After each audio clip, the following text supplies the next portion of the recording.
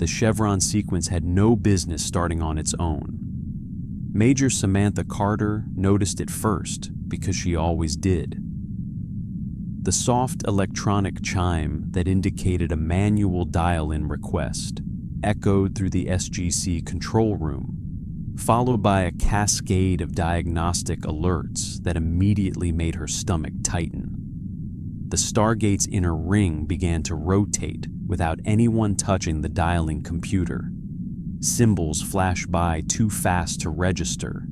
Energy readings spiked across every sensor simultaneously. "That's not us," Carter said, already moving toward her console. "Sir, we don't have an incoming wormhole scheduled, and this isn't any address in the database." Colonel Jack O'Neill leaned back in his chair, hands clasped behind his head, in the universal posture of a man who knew something was about to go very wrong. Of course it isn't, because why would today be normal? The seventh chevron locked with a sound that carried through the mountain like a hammer strike. The Stargate activated. The event horizon exploded outward in a violent surge of energy that sent a shockwave rippling through the gate room. Alarm screamed. The shimmering surface didn't settle into its usual smooth, liquid-like appearance. Instead, it churned, flaring with strange harmonic distortions that made the air vibrate in painful pulses. Carter's eyes flew across her displays. "Sir, I'm reading massive energy fluctuations, not Naquata-based, not subspace. It's like the gate is compensating for something it was never designed to handle." "Translation?" O'Neill asked. "Whatever's on the other side isn't supposed to fit through a Stargate." Before anyone could respond, the event horizon bulged outward. Something came through. It wasn't a ship. It wasn't a probe. It wasn't a weapon. It was a man. He emerged from the wormhole like gravity itself had been briefly confused, his body tumbling forward before slamming hard into the metal ramp. The impact echoed through the gate room with a force that cracked concrete and sent SF scrambling for cover. The event horizon snapped shut behind him with a thunderous clap, leaving the room filled with smoke, ozone, and stunned silence. For a long moment, no one moved. The man lay unconscious at the base of the ramp, tall, broad-shouldered, dark hair matted with sweat. His clothing was unlike anything they'd ever seen. Blue fabric, red boots, a torn red cape trailing behind him like a fallen banner.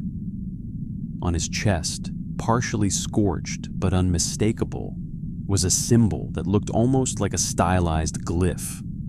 Alien, yet somehow familiar. "Okay," O'Neill said finally.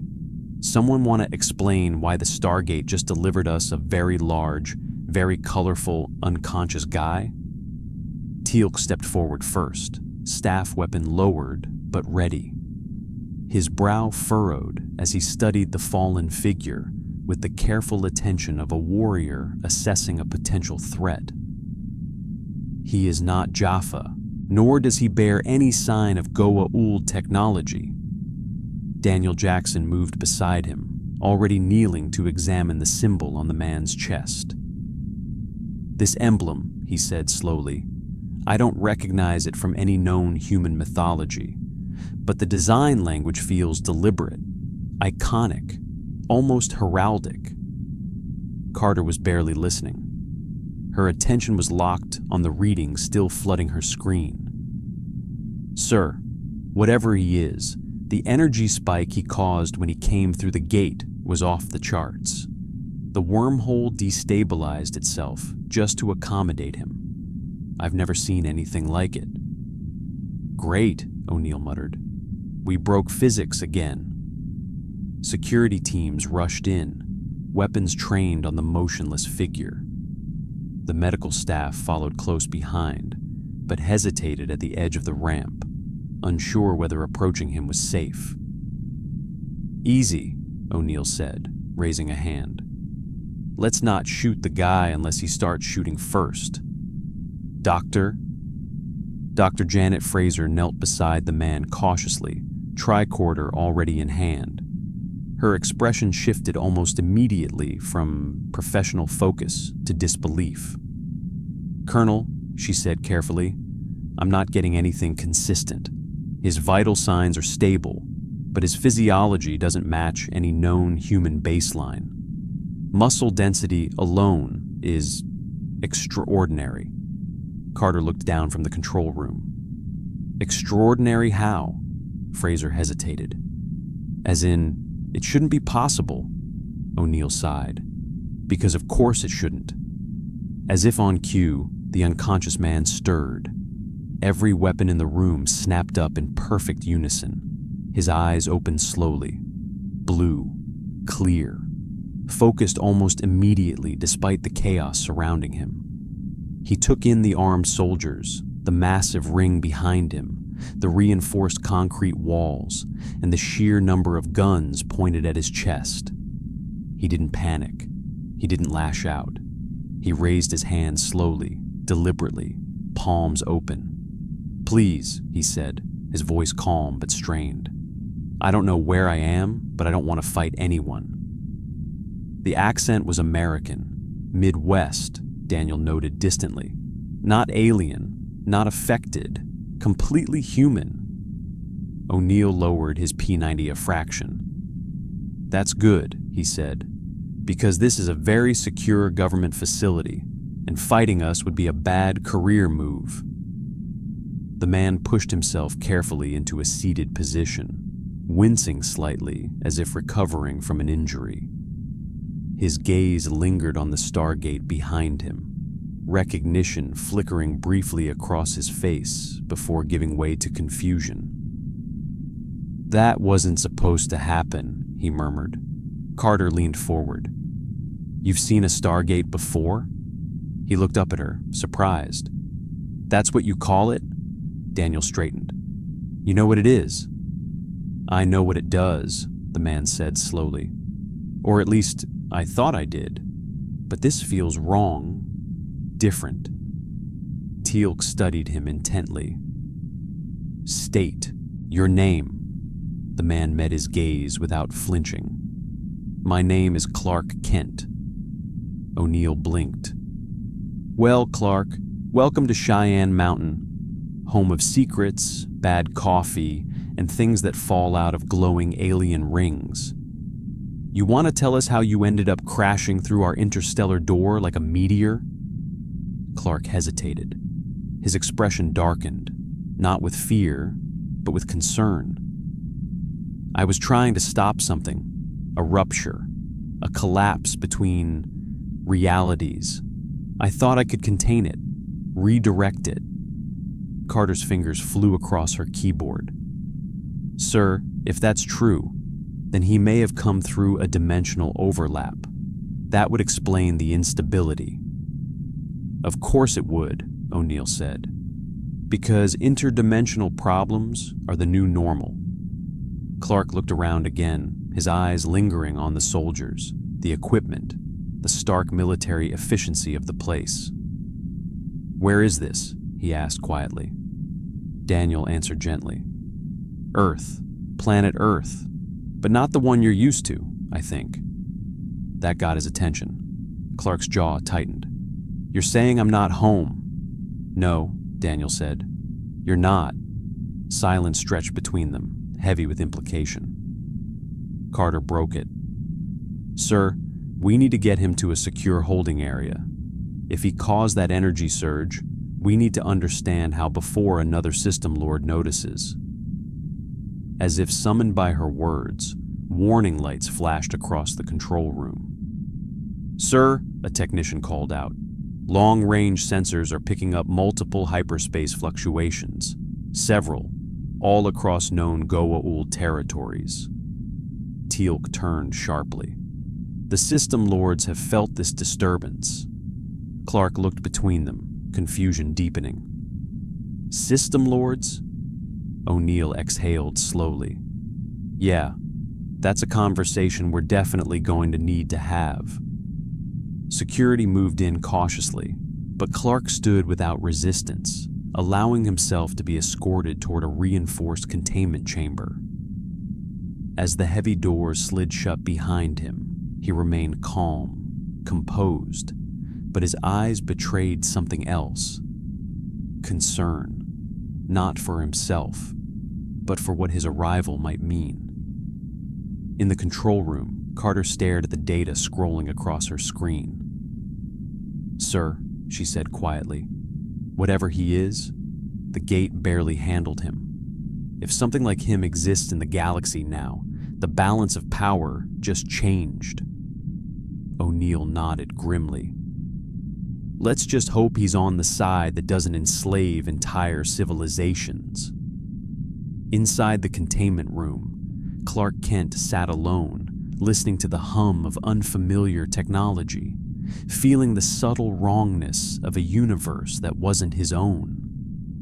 Somewhere far beyond the mountain, across the stars, false gods began to pay attention. Clark Kent had faced interrogation rooms before. This one felt different. The walls were reinforced with layered alloys and subtle energy dampeners Carter insisted were precautionary. To Clark, they felt more like polite suggestions. He could hear the hum of generators buried deep within the mountain, feel the vibration of machinery designed for wars humanity didn't officially admit existed. He sat calmly on the bench, hands resting on his knees, posture relaxed but attentive. He wasn't worried about the room. He was worried about the people outside it. The door slid open with a hydraulic hiss, and Colonel O'Neill entered first, followed closely by Major Carter, Daniel Jackson, and Teals. No weapons raised, no overt hostility, just caution sharpened by experience. O'Neill took the chair opposite Clark and leaned back like he owned the place. "All right, Clark Kent, you fell through a giant alien ring, triggered about 12 different alarm systems, and scared the hell out of my science officer. So let's start simple. Where are you from?" Clark met his gaze steadily. "A place called Earth." O'Neill smirked. "Yeah, we've got one of those." "Not this one," Clark said gently. "Another universe, same planet, different history." Daniel leaned forward, interest sparking immediately.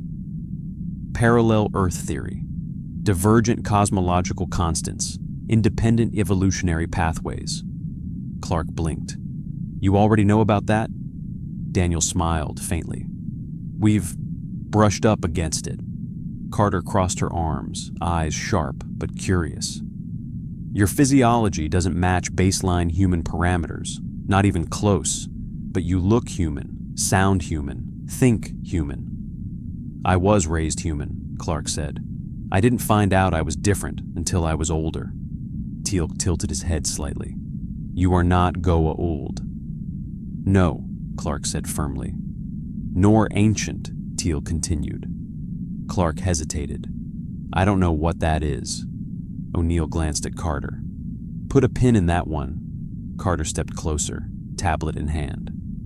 "Clark, when you came through the Stargate, the energy signature was unlike anything we've recorded. It wasn't hyperspace. It wasn't subspace. It resembled a dimensional shear stabilized by something. By you." Clark's brow furrowed. "I was trying to stop a collapse, a breach between universes. I didn't intend to come through here." "But you did," O'Neill said, "which means the gate locked on to you." "That shouldn't be possible," Carter murmured. "The Stargate network is calibrated for specific mass and energy thresholds." Clark gave a faint, apologetic smile. "I've been told that before." Silence settled again. Daniel broke it carefully. "Clark, we need to ask you something important. In your universe, do gods exist?" Clark frowned. "Not in the way you mean." Teal's voice was steady. In this galaxy, false gods rule through fear. They enslave entire worlds. They call themselves divine. Clark's expression shifted. His calm fractured just slightly. Enslaved. Yes, Teal'c said. Human populations taken from Earth thousands of years ago, forced to worship parasites. Clark stood abruptly, the motion so fast it made Carter flinch despite herself. He stopped immediately, hands raised again, realizing how it must have looked. "I'm sorry," he said. "I didn't mean to startle anyone. It's just, you're saying this galaxy is ruled by tyrants pretending to be gods." O'Neill nodded. "Welcome to the Milky Way." Clark exhaled slowly. "Then people are suffering, entire civilizations." "Yes," Daniel said, "and we're trying to stop it, but it's not easy." Clark looked at each of them in turn. "Why haven't you told them the truth?" O'Neill's jaw tightened. "We do, every chance we get. But truth doesn't travel faster than fear. Not when the guys on top have armies and spaceships." Carter added quietly, "And even when people know the truth, overthrowing a system lord usually gets you killed." Clark lowered himself back onto the bench, hands clenched now. "In my world, I fight people who abuse power, criminals, dictators, sometimes beings far stronger than myself. But this is systemic, built into the structure of the galaxy." "That's one way to put it," O'Neill said. Alarms chirped softly from Carter's tablet. Her expression hardened. "Sir, we've got confirmation. Multiple Goa'uld fleets are shifting positions. They felt the gate activation." Teal'c's eyes darkened. "They will investigate." Clark looked up sharply. "Investigate what?" Daniel answered honestly. "You." Across the galaxy, in palaces of stolen gold and obsidian, system lords recoiled as sensors registered something impossible. Not an ancient, not ascended energy, not a weapon, a presence, a distortion that made ancient technology tremble and shields fluctuate. A being of power without symbiote signature, without worship, without precedent. One system. Lord laughed, a harsh metallic sound. Another snarled in rage. A third watched in silence, calculating. On Earth, General Hammond entered the control room with the measured calm of a man used to impossible briefings. Carter filled him in quickly. Clark's origin, the gate anomaly, the fleet movements. Hammond listened, then looked through the reinforced window toward the containment chamber. "Is he hostile?" "No, sir," O'Neill said. "If anything, he's horrified." Hammond nodded. "Then we proceed carefully. If the Goa'uld think he's a weapon, they'll come in force. If they think he's a rival god..." Clark felt it before the alarm sounded. A deep vibration rippled through the mountain. Not from the Stargate, but from space itself. His head snapped up, senses reaching far beyond concrete and steel, beyond atmosphere, beyond the curve of the planet. Something massive had just dropped out of hyperspace. "Colonel," Carter said urgently, "we have an incoming Hatak in low Earth orbit." Teal'c stiffened. "They move quickly," O'Neill swore under his breath. "So much for easing him in." Clark was already on his feet. "That ship, what will it do?" Daniel didn't sugarcoat it. "Demand submission. If they don't get it, they'll destroy something to prove a point." Clark's eyes hardened. "Then we can't let them." O'Neill studied him. "You planning on talking to them?" Clark shook his head. "I don't think they want a conversation." Carter hesitated. "Sir, if Clark engages a Goa'uld vessel directly..." "He'll be seen," Daniel finished, "by everyone." Clark turned to them. "I won't kill anyone, but I won't let them hurt your world." O'Neill exhaled slowly. You realize if you do this, the galaxy's going to notice. Clark nodded. Good. The Stargate remained silent as Clark stepped into the open air above Cheyenne Mountain, red cape snapping in the thin wind.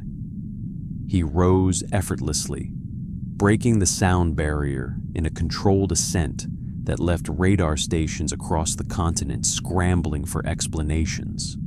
In orbit, the Hatak's commander watched in disbelief as a lone figure emerged from the planet below, flying straight toward them. "Open communications," the Goa'uld barked. "I will address this anomaly." Clark stopped just outside the ship's shield envelope, hovering effortlessly in the void. The stars stretched behind him, cold and endless. The Goa'uld's voice boomed through external speakers, layered and false. "I am a god, kneel, creature, and you may yet serve." Clark's response carried no amplification, no technological trickery, just clarity. "No," he said, "you are not." He reached out. The Hatak's shields flared, overloaded, and collapsed in a cascade of sparks. Across the galaxy, every system lord felt it. The balance had shifted. The Hatak shuddered. Inside the massive pyramid-shaped warship, alarms screamed as energy levels spiked beyond anything the Goa'uld had ever recorded. Consoles flickered. Shield harmonics collapsed into cascading failure. Jaffa warriors were thrown from their feet as gravity fluctuated violently. On the bridge, the system lord staggered, fury twisting his borrowed human face. "Impossible," he snarled. "No being wields such power without divine right." Outside the ship, Clark hovered motionless, hands lowered now, not striking, not advancing. He wasn't attacking. He was holding the ship in place, locking it against its own momentum, preventing orbital weapons from aligning with Earth below. He could hear the panicked heartbeats of the crew inside. Jaffa, humans, slaves who had no say in this confrontation. He tightened his grip just enough to keep the Hatak from firing. On Earth, radar operators stared at their screens in stunned silence. The massive alien vessel had stopped moving. No evasive maneuvers, no weapons discharge. "It's just sitting there," a technician whispered. In the SGC control room, Carter's hands trembled as she watched the telemetry feed. "Sir, the ship's energy output is destabilizing. He's applying force directly against its mass and propulsion systems. I don't even know how to quantify this." O'Neill folded his arms. "Is he winning?" Carter swallowed. "Yes." General Hammond watched the feed in silence. "The Goa'uld won't accept this," he said, finally.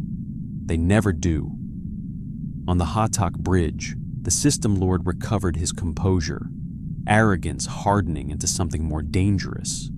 Fear. "You dare defy a god," the Goa'uld thundered, activating internal communication relays. "Prepare the planet killer." Clark heard it instantly. His eyes narrowed. "No," he said quietly. He surged forward, phasing through the ship's hull without tearing it apart, emerging inside the main weapon chamber in a blur of blue and red. Jaffa raised staff weapons, firing reflexively.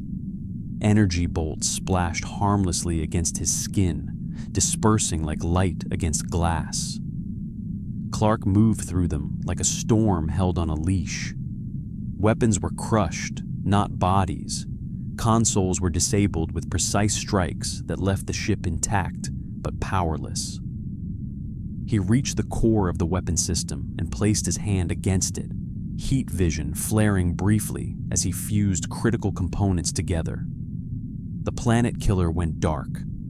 On the bridge, the Goa'uld screamed in rage. "Find him! Kill him!" Clark appeared behind the throne without warning. The Goa'uld froze.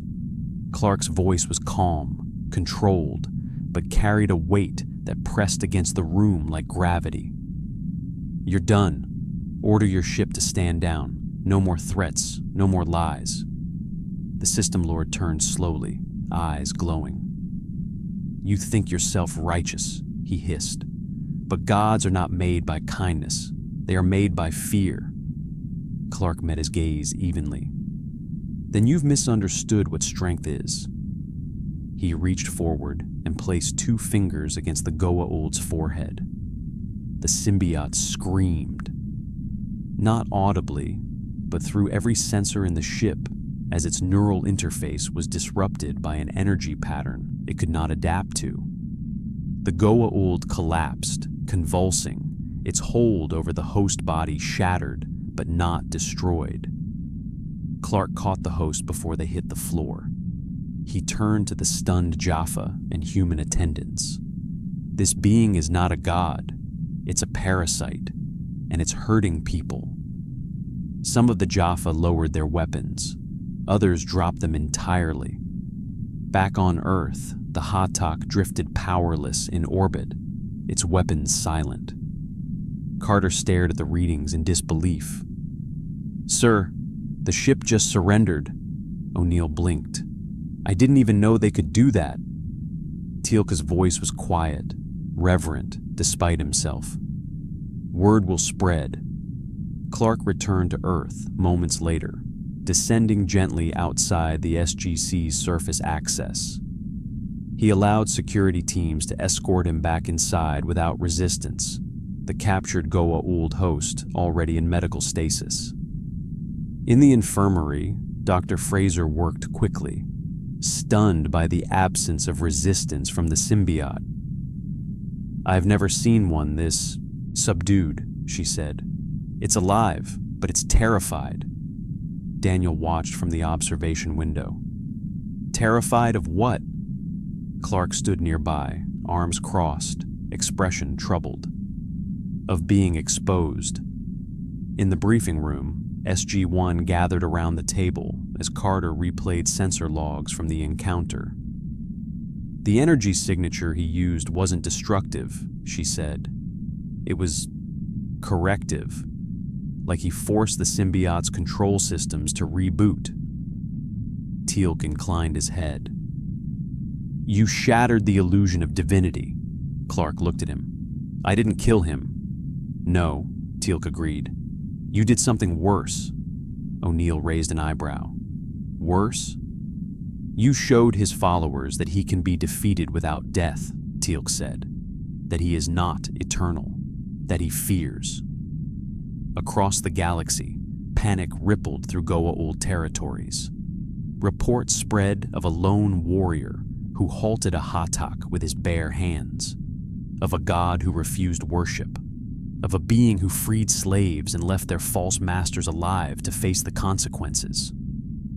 System Lords convened in secret, their arrogance cracking under the weight of something they had not felt in millennia: uncertainty. One voice rose above the rest, cold, calculating. "This creature must be destroyed," Anubis declared. "Not with force alone, with belief." On Earth, Clark stood alone for a moment in the gate room, staring at the dormant ring that had brought him here. He could feel the galaxy beyond it, full of suffering, lies, and fragile hope. O'Neill joined him quietly. "You realize you just painted a very big target on your back." Clark nodded. "I know. And you still did it." Clark's gaze didn't waver. "If I hadn't, they would have hurt your planet." O'Neill sighed. "Yeah, that tracks." Clark turned to him. "Colonel, how many worlds are like this? How many people are still enslaved?" O'Neill hesitated, then answered honestly. "Too many." Clark's jaw tightened. "Then this doesn't end here." Far across the stars, Anubis smiled. "Let the god who refused worship come." The first lie spread faster than the truth. Within hours of the Hatak's surrender, whispers moved through the Stargate network, carried by frightened Jaffa, defecting servants, and terrified minor system lords scrambling to control the narrative. The story changed with every retelling. Some claimed a new god had arrived, one older and stronger than the Goa'uld. Others said a demon had risen from the void to punish false divinity. A few, the most dangerous, claimed the being in blue was an ancient weapon finally unleashed. Clark Kent became a symbol before he had a chance to explain himself. At Stargate Command, Carter tracked the data storm with mounting concern. "Sir, we're intercepting transmissions across multiple gate addresses. They're talking about him, every variation you can imagine." O'Neill leaned against the briefing table, arms crossed. "Let me guess, none of them include the phrase, 'nice guy who just wants everyone to stop enslaving people'?" "None," Carter confirmed. Teal's expression was grim. "The Goa'uld will twist his actions to suit their needs. They always do." Clark listened quietly from his seat at the table. He looked tired now, not physically, but in the way someone does after realizing the scope of a problem is far larger than they first believed. "I never wanted this," he said. "In my world, people know who I am. They argue about what I represent, but no one worships me." Daniel met his gaze. "Here, belief is a weapon. The Goa'uld have spent thousands of years shaping it." Clark nodded slowly. "Then we can't let them shape this." An alarm interrupted before anyone could respond. Carter turned sharply to her console. "Incoming wormhole, unscheduled. It's a priority transmission." The Stargate activated, and moments later, Teal'c stiffened as the familiar markings resolved on the monitor. "Takra." The iris opened, and Jacob Carter emerged, leaning heavily on his staff, Selmac's presence steady within him. His expression was grave. "We felt him," Jacob said, without preamble, eyes immediately locking onto Clark. Every sensor the Takra possess registered the disturbance. "You didn't just challenge a system lord. You destabilized the hierarchy." Clark stood. "People were going to die." Jacob studied him carefully. "They always are. The difference is scale." In the briefing room, Jacob laid it out with brutal clarity. "The Goa'uld are panicking. Minor lords are consolidating power. Major lords are closing ranks. Anubis has already begun moving assets." Daniel frowned. "Anubis doesn't move unless there's an existential threat." Jacob nodded. "You are." Clark absorbed that in silence. Carter pulled up a star map, red indicators spreading like infection. "They're adapting, redirecting fleets, strengthening shields. And sir, we're seeing something else." O'Neill glanced at her. "I don't like that tone." "They're targeting civilians," Carter said quietly. "Worlds that have reported sightings of Clark, punitive strikes, public executions. They're trying to frame him as a bringer of destruction." Clark's hands clenched. "Then they're hurting people because of me." "Yes," Teal'c said simply. Clark stood abruptly, pacing now. "Then I have to stop them." O'Neill raised a finger. "Hold up, Smallville. Charging into Goa'uld territory solo is a great way to get entire villages wiped out in retaliation." Clark stopped, turning to him. "Then what's the alternative?" Daniel spoke carefully. "We control the story. We dismantle the myth before it hardens." Jacob nodded. "The Takra agree. You don't fight as a god. You fight as proof." Carter's eyes lit with realization. "We expose them, systematically. Use Clark to undermine their authority, but on our terms.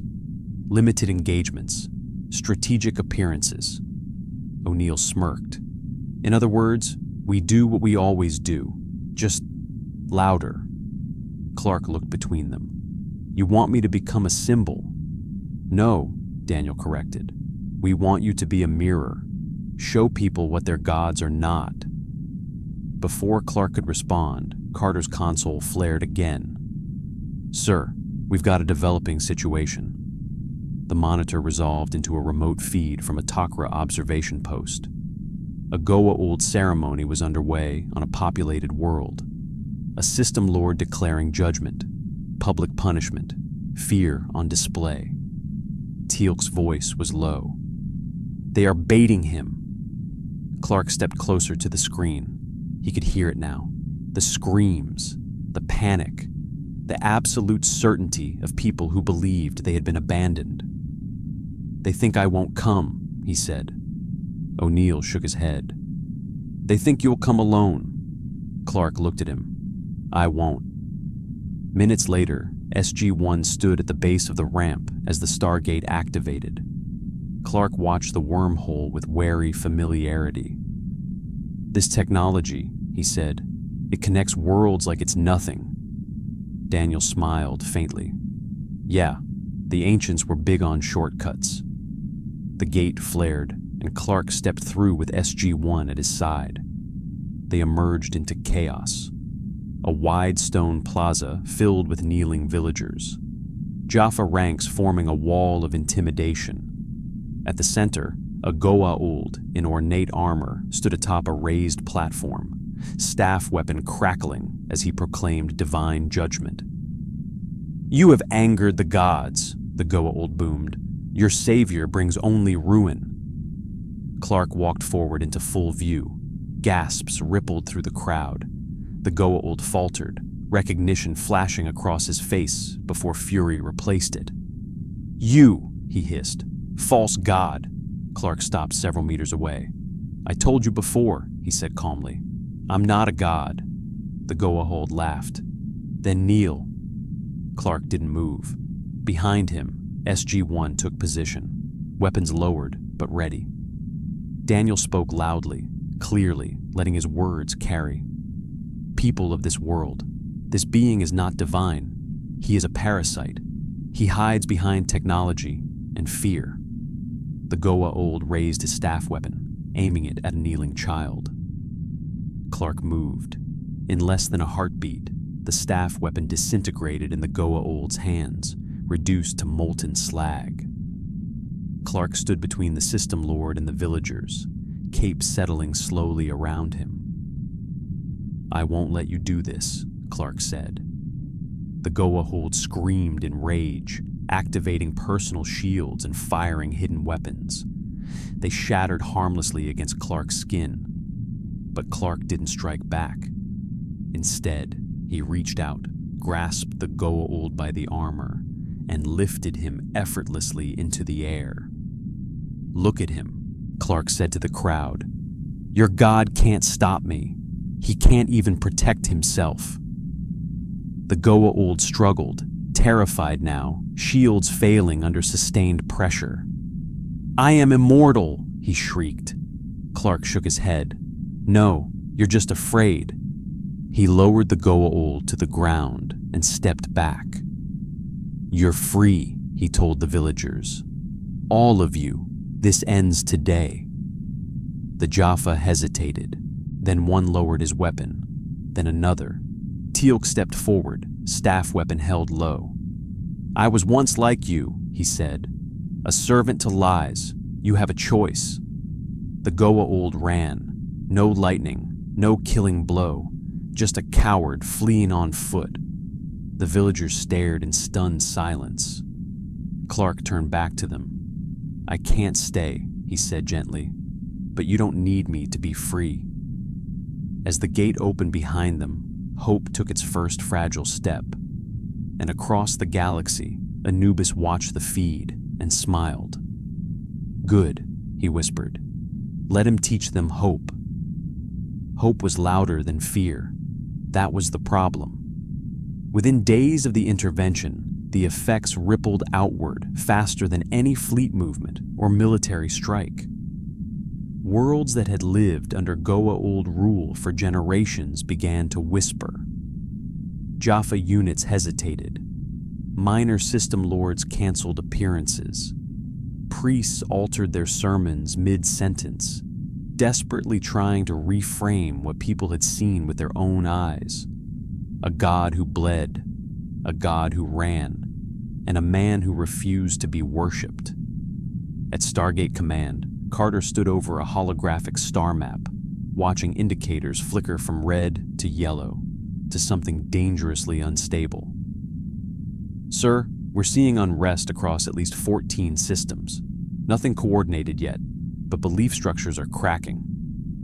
O'Neill leaned forward, studying the map. "That's good, right?" "Yes," Carter said. "And no, power vacuums don't stay empty." Teal'c folded his arms. "The Goa'uld will respond with brutality." Daniel nodded. "They always do. When belief fails, they resort to spectacle." Clark stood nearby, listening, his expression troubled. "They're punishing people because they're afraid of losing control." "Yes," Jacob Carter said through the speaker, Selmac's calm presence lending weight to his words. "And Anubis is using this fear to consolidate power." At the mention of the name, the room shifted. "Anubis isn't like the others," Daniel said. "He doesn't care about worship the same way. He wants control, order, absolute dominance." Clark looked up. "Then he'll try to turn this into a war." Jacob nodded. "He already has." The monitor flared, displaying intercepted footage from a distant world. A Goa'uld fleet in orbit, villages burning, a proclamation echoing through the streets. The voice was layered, cold, precise. "Behold what comes of false hope." Clark clenched his fists. "We have to stop this." O'Neill turned to him. "And we will, but not like that." Clark frowned. "What do you mean?" "We don't play Anubis's game," O'Neill said. "He wants you to show up everywhere, all the time. Stretch yourself thin. Make people dependent on you." Daniel added quietly, "If you become the solution, they stop becoming one themselves." Clark absorbed that, the weight of it settling in his chest. "So, what do we do?" Carter tapped a control, bringing up a new set of data. "We change the rules, limited exposure, strategic strikes, proof, not presence." Teal'c inclined his head. "We teach the Jaffa that gods can fall, that freedom is possible without divine intervention." O'Neill smirked. "And occasionally we let you punch a spaceship for morale." Clark almost smiled. The next mission came faster than expected. A Takra intelligence report flagged a gathering of system lords on a neutral world. A conclave, rare, dangerous. Anubis himself was expected to appear, though likely through proxies. "They're going to decide how to deal with you," Jacob said. "Together." Clark looked at the gate. "Then I should be there." O'Neill shook his head immediately. "Absolutely not. That's a trap with neon lights and a marching band." Carter hesitated. "Unless he doesn't go as himself." Everyone looked at her. "You want to sneak Superman into a Goa'uld summit?" O'Neill said slowly. "Disguised." Daniel raised an eyebrow. "Actually, that might work." Clark frowned. "I don't do disguises." Daniel smiled, faintly. "You'd be surprised." Hours later, Clark stood uncomfortably still as Carter adjusted the holographic projection field around him. His appearance shifted subtly. The colors muted. The cape vanished. His symbol faded beneath layers of illusion. When the field stabilized, Clark looked like an ordinary off-world trader, tall, broad, forgettable. O'Neill walked a slow circle around him. "Huh, you look less inspiring." "That's the point," Carter said. They stepped through the gate together. The neutral world was a fortress of stone and gold. Towers rose like monuments to ego. Hattaks loomed overhead, their shadows crawling across the ground like predators waiting to strike. Inside the grand chamber, system lords gathered in cloaked arrogance, their voices low and venomous. Anubis's presence was felt even before his image appeared, projected larger than life at the center of the hall. "We are being challenged," Anubis said calmly. "Not by an army, not by a rival god, but by an idea." Murmurs rippled through the chamber. "A being of power who refuses dominion," Anubis continued. "This is intolerable." Clark stood at the edge of the chamber, senses stretched thin. He could hear heartbeats spike with fear and anger, feel the weight of centuries of tyranny pressing inward. One system lord snarled, "He makes us look weak."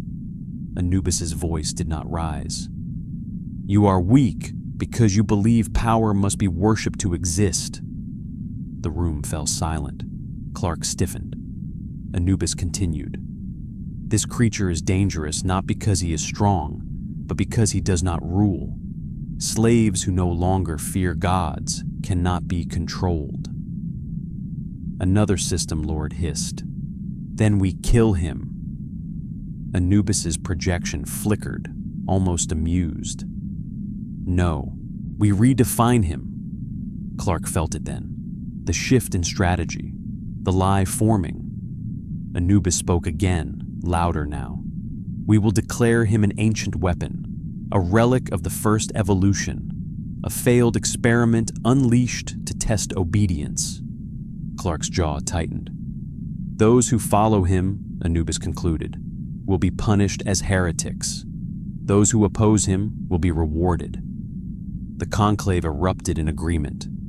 O'Neill muttered under his breath through the calm, "Oh, that's clever. I hate him." Clark turned slightly, eyes locked on Anubis's projection. "He's trying to turn me into something people fear." Daniel's voice was low in Clark's ear. "Because fear is the only thing he understands." Anubis's gaze suddenly shifted, straight toward Clark. For a fraction of a second, their eyes met. Clark felt it. Not recognition, not certainty, suspicion. Anubis smiled.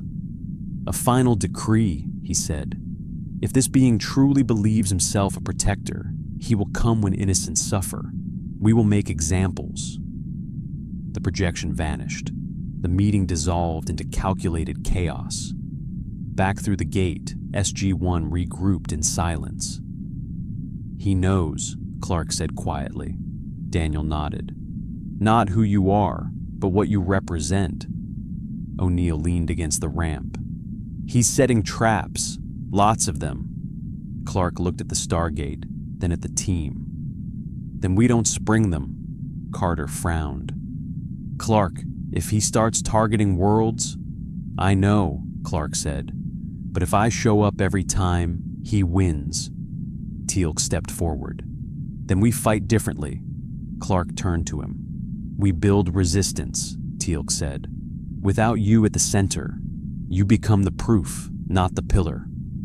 Clark exhaled slowly. "I can do that." O'Neill smirked.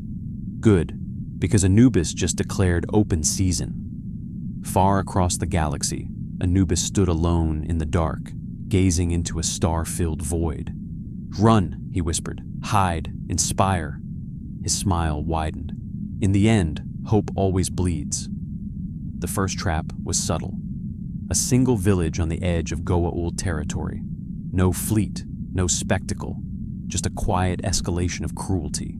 Increased labor quotas, public punishments, priests whispering that the blue-clad demon watched but did nothing. Clark felt it like a pressure behind his eyes. He stood in the observation room at Stargate Command, arms folded, staring at the live Takra feed. Men and women knelt in the dirt while Jaffa overseers circled them like carrion birds. "They're waiting for me," Clark said. "Yes," Daniel replied. "That's the point." Clark didn't turn. "If I don't go, they suffer." O'Neill leaned against the doorway. "And if you do, the suffering spreads. That's the math Anubis is betting on." Clark's jaw tightened. He could hear every voice in the village. Fear, confusion, hope slowly rotting into despair. "I can hear them," he said quietly. "Every one of them." Carter looked at him sharply. "Clark, you can't carry an entire galaxy on your shoulders." He finally turned to her. "I don't want to, but I can't pretend I don't hear it." Teal'c stepped forward. "Then you do not answer as a god." Clark met his eyes. "What do I answer as?" "A soldier," Teal'c said. "One among many." The plan took shape quickly. Clark would not appear. Instead, SG-1 would. The Stargate activated on the village outskirts under cover of night. SG-1 emerged silently, followed by a dozen armed resistance fighters from neighboring worlds. Clark stayed behind, watching through remote sensors, hands clenched as he forced himself not to intervene. O'Neill moved with practiced efficiency. "All right, kids, in and out. We break the chain, not the planet." They struck fast. Power generators sabotaged. Communication relays destroyed. Jaffa commanders captured, not killed. Daniel broadcast evidence across open channels. Images of frightened system lords ordering atrocities. Proof of manipulation. Proof of fear. The village woke not to a god descending from the sky, but to silence. The Jaffa were gone. The priests were gone. The chains lay broken in the dirt. On Earth, Clark exhaled slowly as the screams faded into cautious disbelief. The villagers were free, and he had not been there. Anubis noticed immediately. The next message was louder. A Hatak appeared over a densely populated world known for its resistance. This time, the broadcast went out across dozens of gate addresses. A holographic image of Anubis filled the sky. "You wait for your savior," he intoned. "He does not come." Clark watched from the briefing room, every instinct screaming at him to move.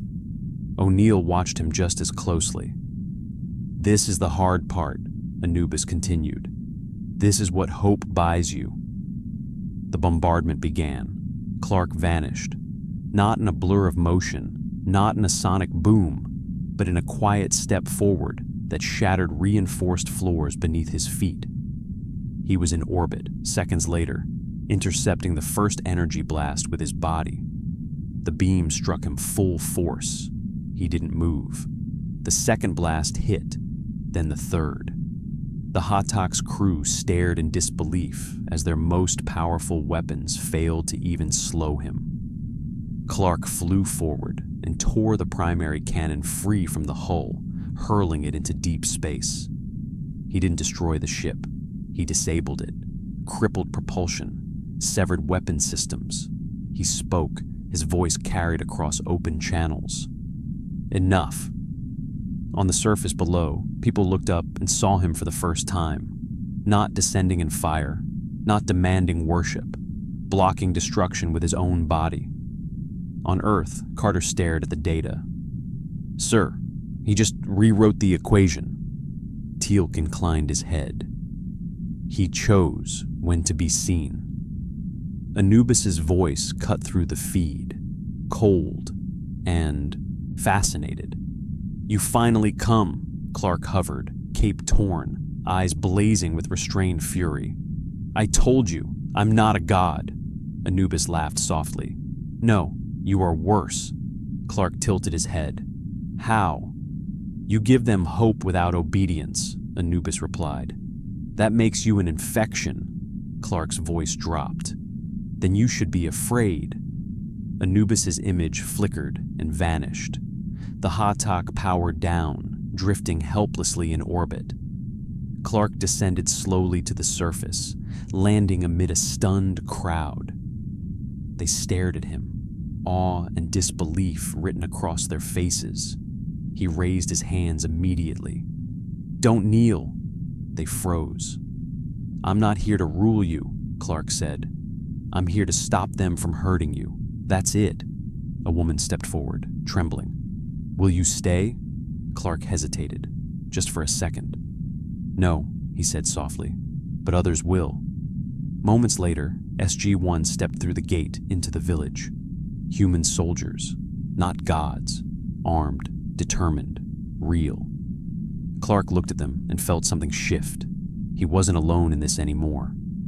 Across the galaxy, Anubis watched reports flood in, two narratives now competing, one of fear, one of resistance. He steepled his fingers. "Good," he murmured. "Let him choose."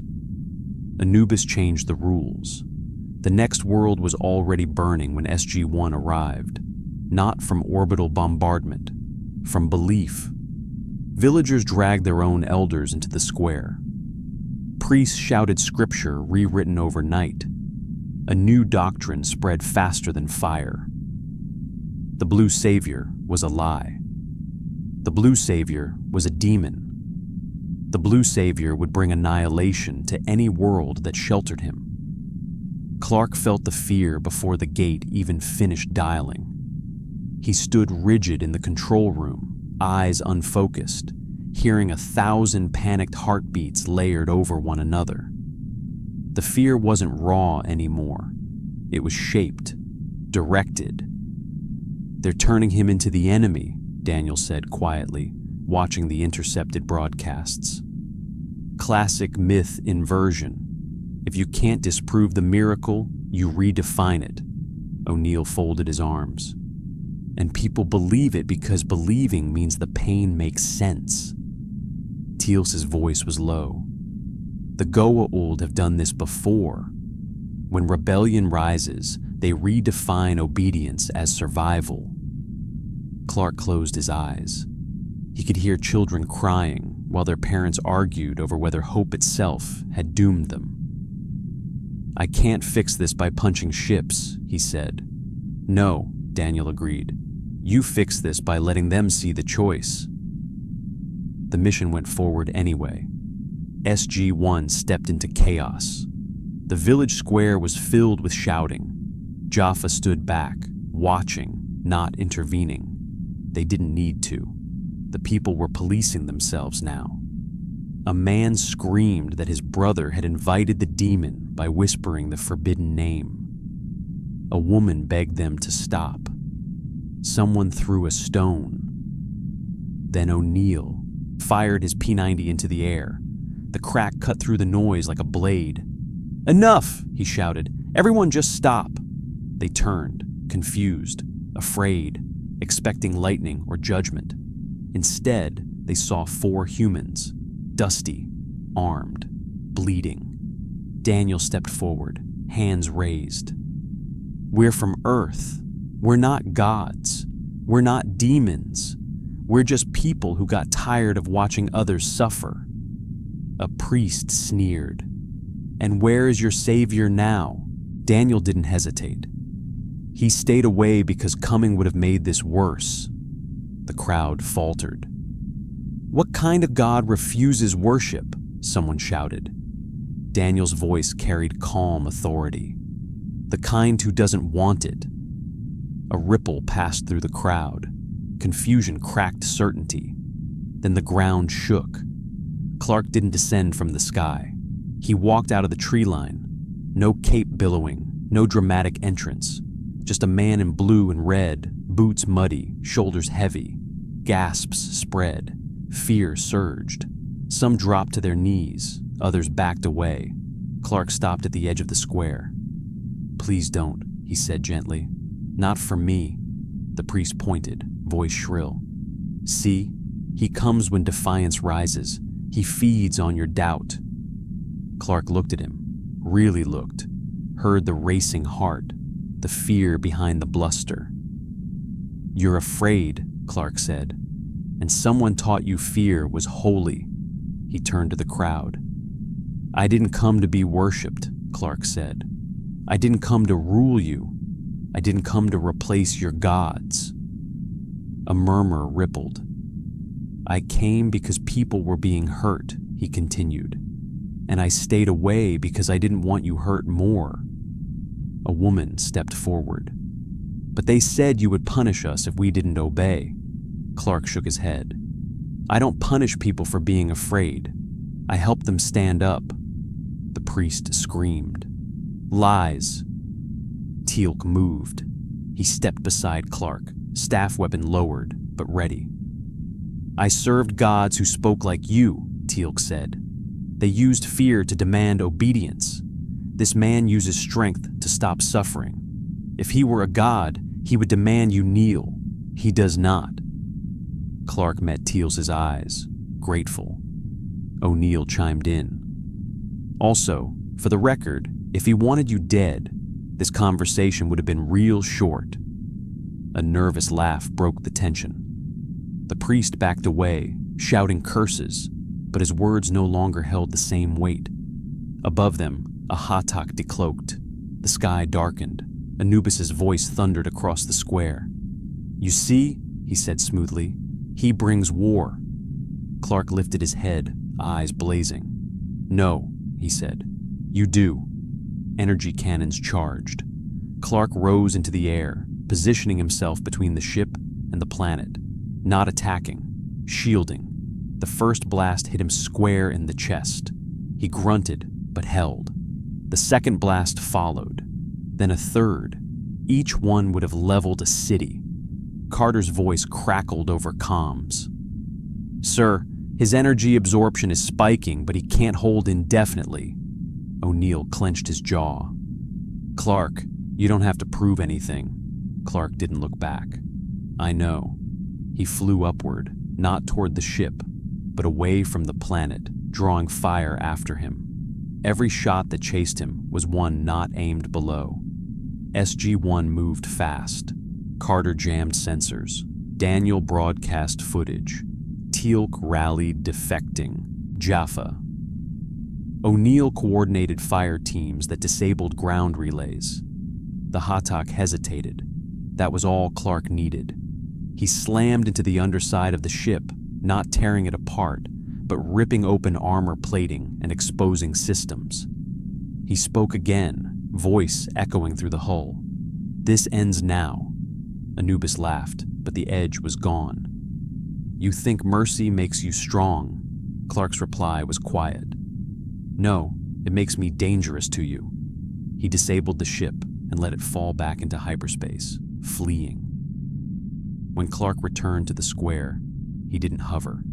He landed, knees bending slightly, exhausted. The crowd stared. No punishment, no judgment, just protection. A child stepped forward and touched his boot. Are you going to leave? The child asked. Clark knelt.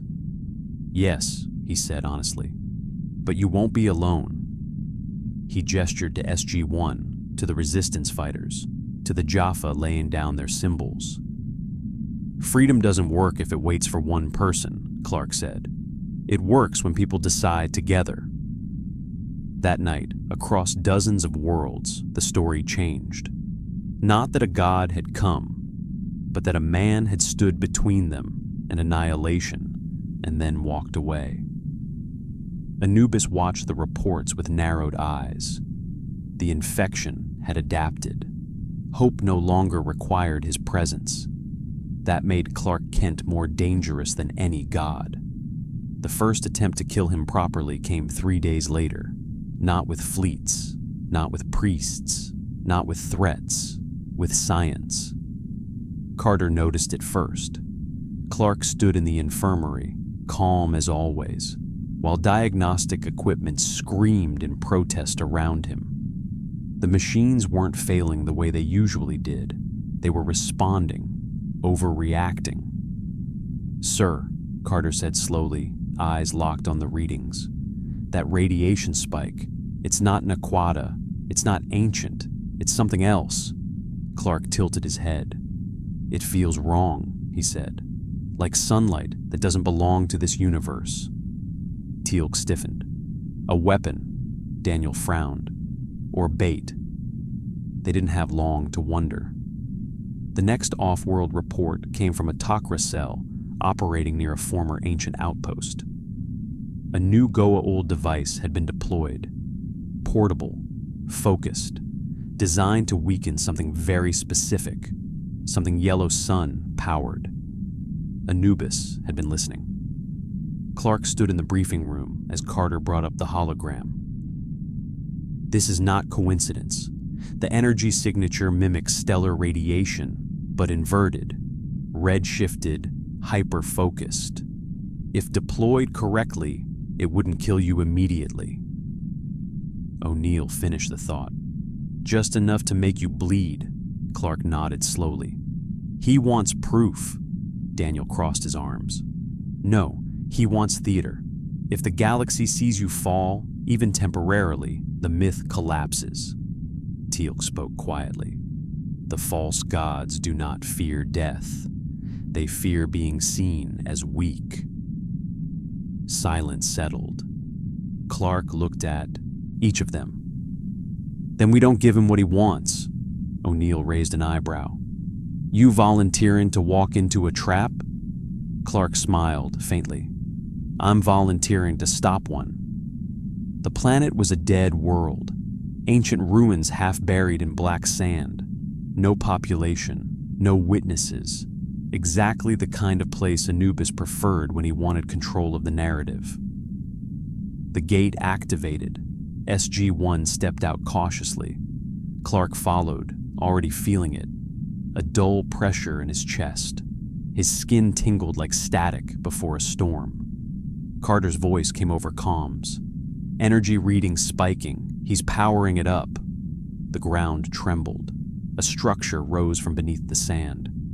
Goa old design grafted crudely onto ancient stone. A tower, a lens, a weapon pointed at the sky. Anubis appeared as a hologram above it. Welcome, he said smoothly. I wondered how long it would take you to learn humility. Clark floated upward, but slower than usual. I don't need humility lessons from a parasite, Clark said. Anubis smiled. You will. The beam hit.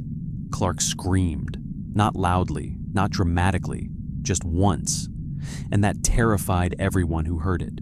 He fell, not plummeting like a meteor, just dropping, uncontrolled, slamming into the sand hard enough to crack stone. O'Neill swore. Medic, now! Clark tried to rise. He couldn't. The world felt heavy. His vision blurred. His strength bled away like heat into vacuum. Anubis's laughter echoed across the ruins. Behold, he intoned, broadcasting on open channels. The god bleeds. Clark clenched his fists. Sand crushed between his fingers. He forced himself upright on one knee. I told you, Clark said, voice strained but steady. I'm not a god. Anubis leaned forward in the hologram. No, you are a symbol, and symbols break. Teal'c fired, not at Anubis, at the tower. The blast did nothing. Carter was already moving, fingers flying. The weapon's shielded, ancient tech. I can't crack it fast enough, Daniel shouted. Then don't crack it. Expose it. Clark looked up at him, confused. Daniel met his gaze. You don't need to win. You need to show them what you do when you're losing. Clark understood. He pushed himself to his feet. Every step hurt. His muscles burned. His senses dulled. The sun above felt wrong, distant. Anubis sneered. Stay down. Let them see you fail. Clark shook his head. No. He turned his back on the tower and stepped in front of SG-1. The beam intensified.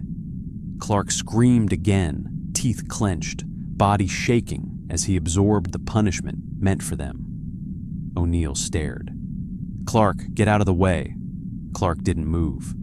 You don't need to die for us, O'Neill said. Clark managed a weak smile. I'm not. He looked at Anubis. You want a god? Clark said. Watch. He raised his arms, shielding the humans behind him, and stayed, standing. Not because he was invincible, but because he refused to step aside. Across the galaxy, the broadcast spread, not of a god triumphant, but of a man enduring. Jaffa watched their supposed gods hide behind shields while a stranger took pain for mortals. Slaves watched the blue figure fall, rise, fall again, and still stand. Anubis's smile faltered. "This is enough," he snapped. "End it." The tower overloaded, not from Carter's hacking, from Clark. The energy feeding into him destabilized the ancient systems. Feedback surged, the lens cracked. Clark roared and slammed both fists into the ground.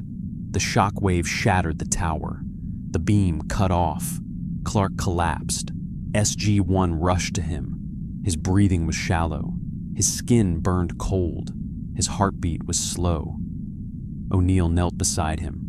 Hey, stay with us." Clark's eyes fluttered open. Did it work?" Daniel laughed, breathless. "Yeah, you scared the hell out of a god." Teal'c looked skyward. "And something else." Above them, the hologram flickered. Anubis's face was no longer amused. It was afraid. The broadcast cut. Back at Stargate Command, Carter monitored the aftermath. Rebellion indicators spiked across dozens of worlds, not because Clark had won, but because he had suffered, and stood anyway. Clark woke up in the infirmary hours later. O'Neill was there, arms crossed, watching him like a hawk. "You're terrible at listening to orders," O'Neill said.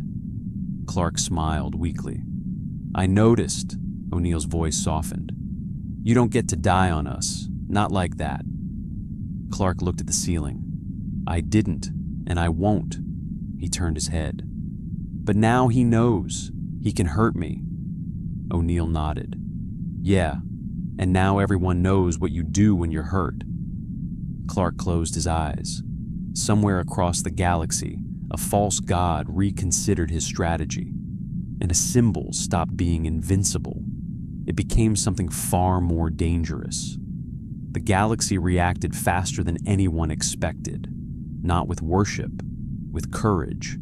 Reports flooded Stargate Command within hours of the broadcast.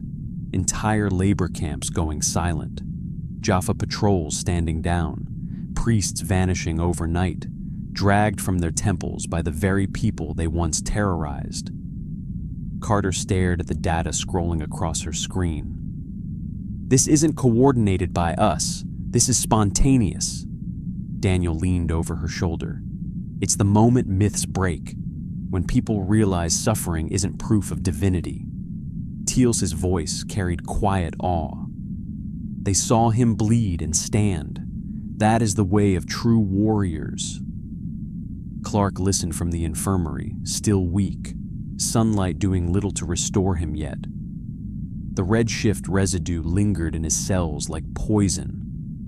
He could feel his strength slowly returning, but the memory of helplessness hadn't faded. "I didn't win," he said. O'Neill snorted. "Kid, you just kicked over a few thousand years of religious tyranny. You don't need a trophy." Clark sat up slowly. "Anubis won't stop." "No," Teal'c agreed. "He will escalate." As if summoned by the words, the alarm sounded. Unscheduled off-world activation. The iris snapped shut. Carter's fingers flew across the console. "It's a data burst, go-old encryption, but routed through multiple relay worlds." Daniel's face drained of color as the translation resolved. "It's a declaration." Anubis's image filled the briefing room, no longer theatrical, no longer amused, measured, controlled. "You have disrupted the balance," Anubis said. "You have inspired disorder. You have stolen faith." Clark stepped forward, ignoring the ache in his muscles. "I didn't steal anything," he said. "They chose." Anubis's eyes burned. "Choice is a luxury slaves cannot afford." He raised a hand, and the image shifted. A world appeared on the screen. Green, populated, familiar, Earth. Gasps filled the room. Anubis continued. "You hide among them. You protect them. Let us see how strong your convictions are when the cost is personal." O'Neill's jaw tightened. "He's bluffing." "He is not," Teal'c said grimly. "This is a challenge." Carter's voice was tight. "Sir, multiple HATACs moving into position along gate network vectors that could reach Earth-adjacent systems. Clark felt the weight settle into his chest. "This is my fault," he said quietly. "No," O'Neill snapped. "This is what tyrants do when they lose control." Anubis's gaze locked onto Clark. "Leave this galaxy, withdraw your influence, and Earth remains untouched." Silence fell. Daniel looked at Clark. "You can't accept that." Clark didn't answer immediately. He thought of Kansas fields, of quiet nights, of people who never asked him to save them, but would suffer anyway. "I won't trade one world's freedom for another's safety," Clark said finally. "That's not justice, that's extortion." Anubis's lips curved. "Then you have chosen war." The transmission cut. The room exploded into motion. Carter began calculating defensive grids. O'Neill barked orders. Teal'c opened Jaffa channels. Clark stood still. He could stop a fleet. He couldn't stop consequences. Later, alone in the observation deck, Clark stared at the stars. Daniel joined him. "You're thinking about leaving," Daniel said. Clark nodded. "If I'm gone, he loses his excuse." Daniel folded his arms. "And gains proof that threats work." Clark exhaled. "People will die because of me." Daniel shook his head. "People were dying long before you arrived. The difference now is they're standing up." Clark looked at him. "I don't want to be the reason Earth burns." Daniel's voice was firm. "Then don't be the reason it kneels." The next attack wasn't on Earth. It was worse. Anubis struck a world Clark had already helped liberate. No warning, no negotiation. Orbital bombardment reduced cities to ash in minutes. Clark arrived too late to stop it. He hovered above the ruins, fists shaking, hearing the silence where voices had once been. SG-1 stood behind him. O'Neill spoke first. "He's trying to break you." Clark landed slowly, staring at the devastation. "I can't save everyone," he whispered. Teal'c stepped forward. "No warrior can, but you can decide what kind of enemy you become." Clark turned to him. "If I stop holding back," Clark said, "I could end this faster." "And become what they claim you are," Teal'c replied. Clark closed his eyes. Anubis appeared again, projected above the ruins, smug and cruel. "This is the cost of defiance," he said. "How many worlds will you sacrifice for your ideals?" Clark opened his eyes. "You think this will make me leave?" Clark said. "You think pain makes me quit?" He flew upward, stopping inches from the hologram. "It doesn't," Clark said. "It teaches me where you hide." The hologram flickered as Clark's senses pierced through layers of shielding, deception, fear. Anubis recoiled slightly. For the first time, Clark saw it. Not a god, not a monster, a being hiding behind systems, slaves, and lies. Clark turned away from the ruins and faced SG-1. "We changed strategy," he said. O'Neill raised an eyebrow. "You got something in mind, Big Blue?" Clark nodded. "We stopped chasing him," Clark said. "We stopped reacting." Daniel frowned. "Then what do we do?" Clark looked out at the stars, resolve hardening. "We make him come to us." The plan frightened everyone. That was how O'Neill knew it was probably the right one.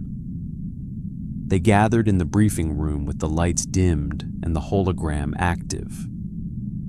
Carter stood at the console, exhaustion etched into her face as streams of data rotated slowly in the air. "This only works if he takes the bait," she said. "And if he doesn't, we risk exposing Earth more than ever." Clark stood at the far end of the table, hands resting on the back of a chair he wasn't using. He hadn't sat since the ruins. He hadn't slept either. "He will," Clark said. "He can't afford not to." Daniel glanced at him. Because I stopped being a symbol the moment I disappear, Clark replied. And Anubis needs to break the symbol publicly. Quiet victories don't fix his problem. Teal'c inclined his head. He must destroy hope in front of witnesses. O'Neill sighed. So we give him a stage. The stage was an ancient world, not abandoned, not inhabited, preserved. A planet once used by the ancients as a crossroads. Its Stargate sat in the center of a vast stone city, dormant for millennia. No population, no collateral. A place where gods used to pretend they were more than they were. Carter brought up the scans. Residual ancient power grid still active under the surface. If Anubis sees this, he won't ignore it. Daniel added, and the symbolism matters. A false god confronting a man who refuses godhood on an ancient world.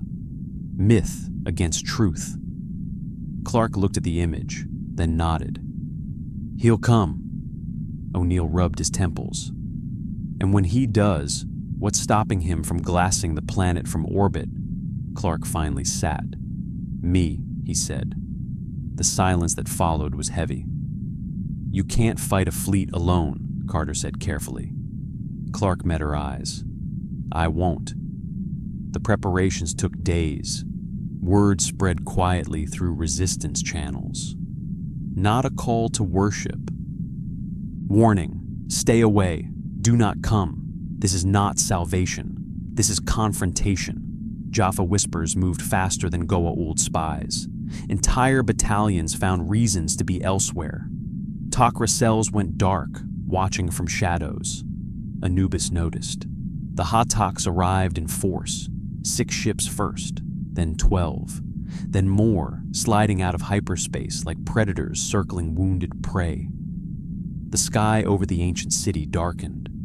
Clark stood alone at the center of the plaza, cape still, expression calm.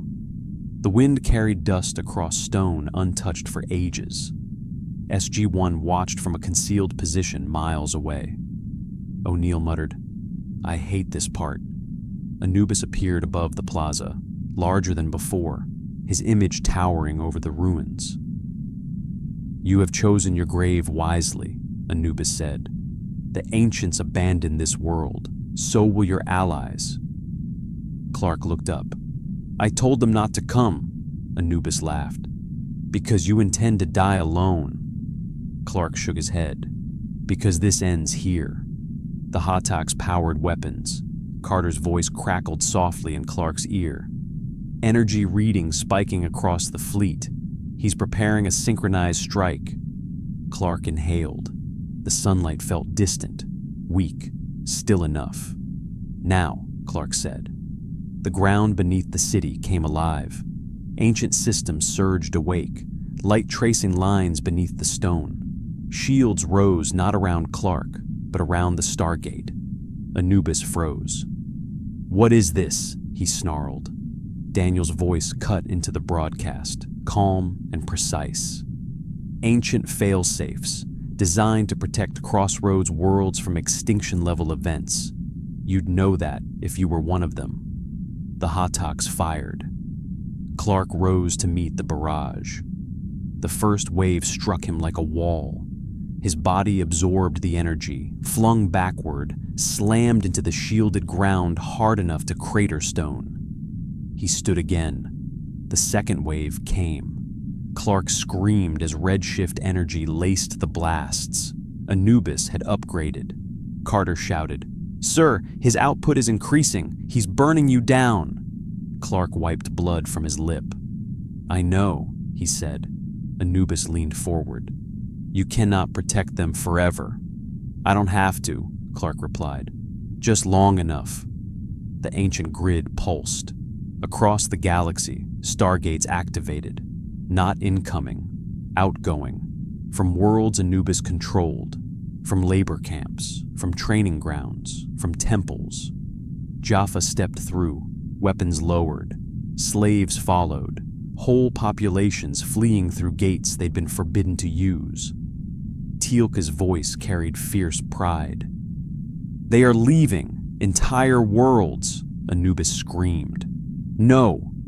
He redirected fire toward the Stargate.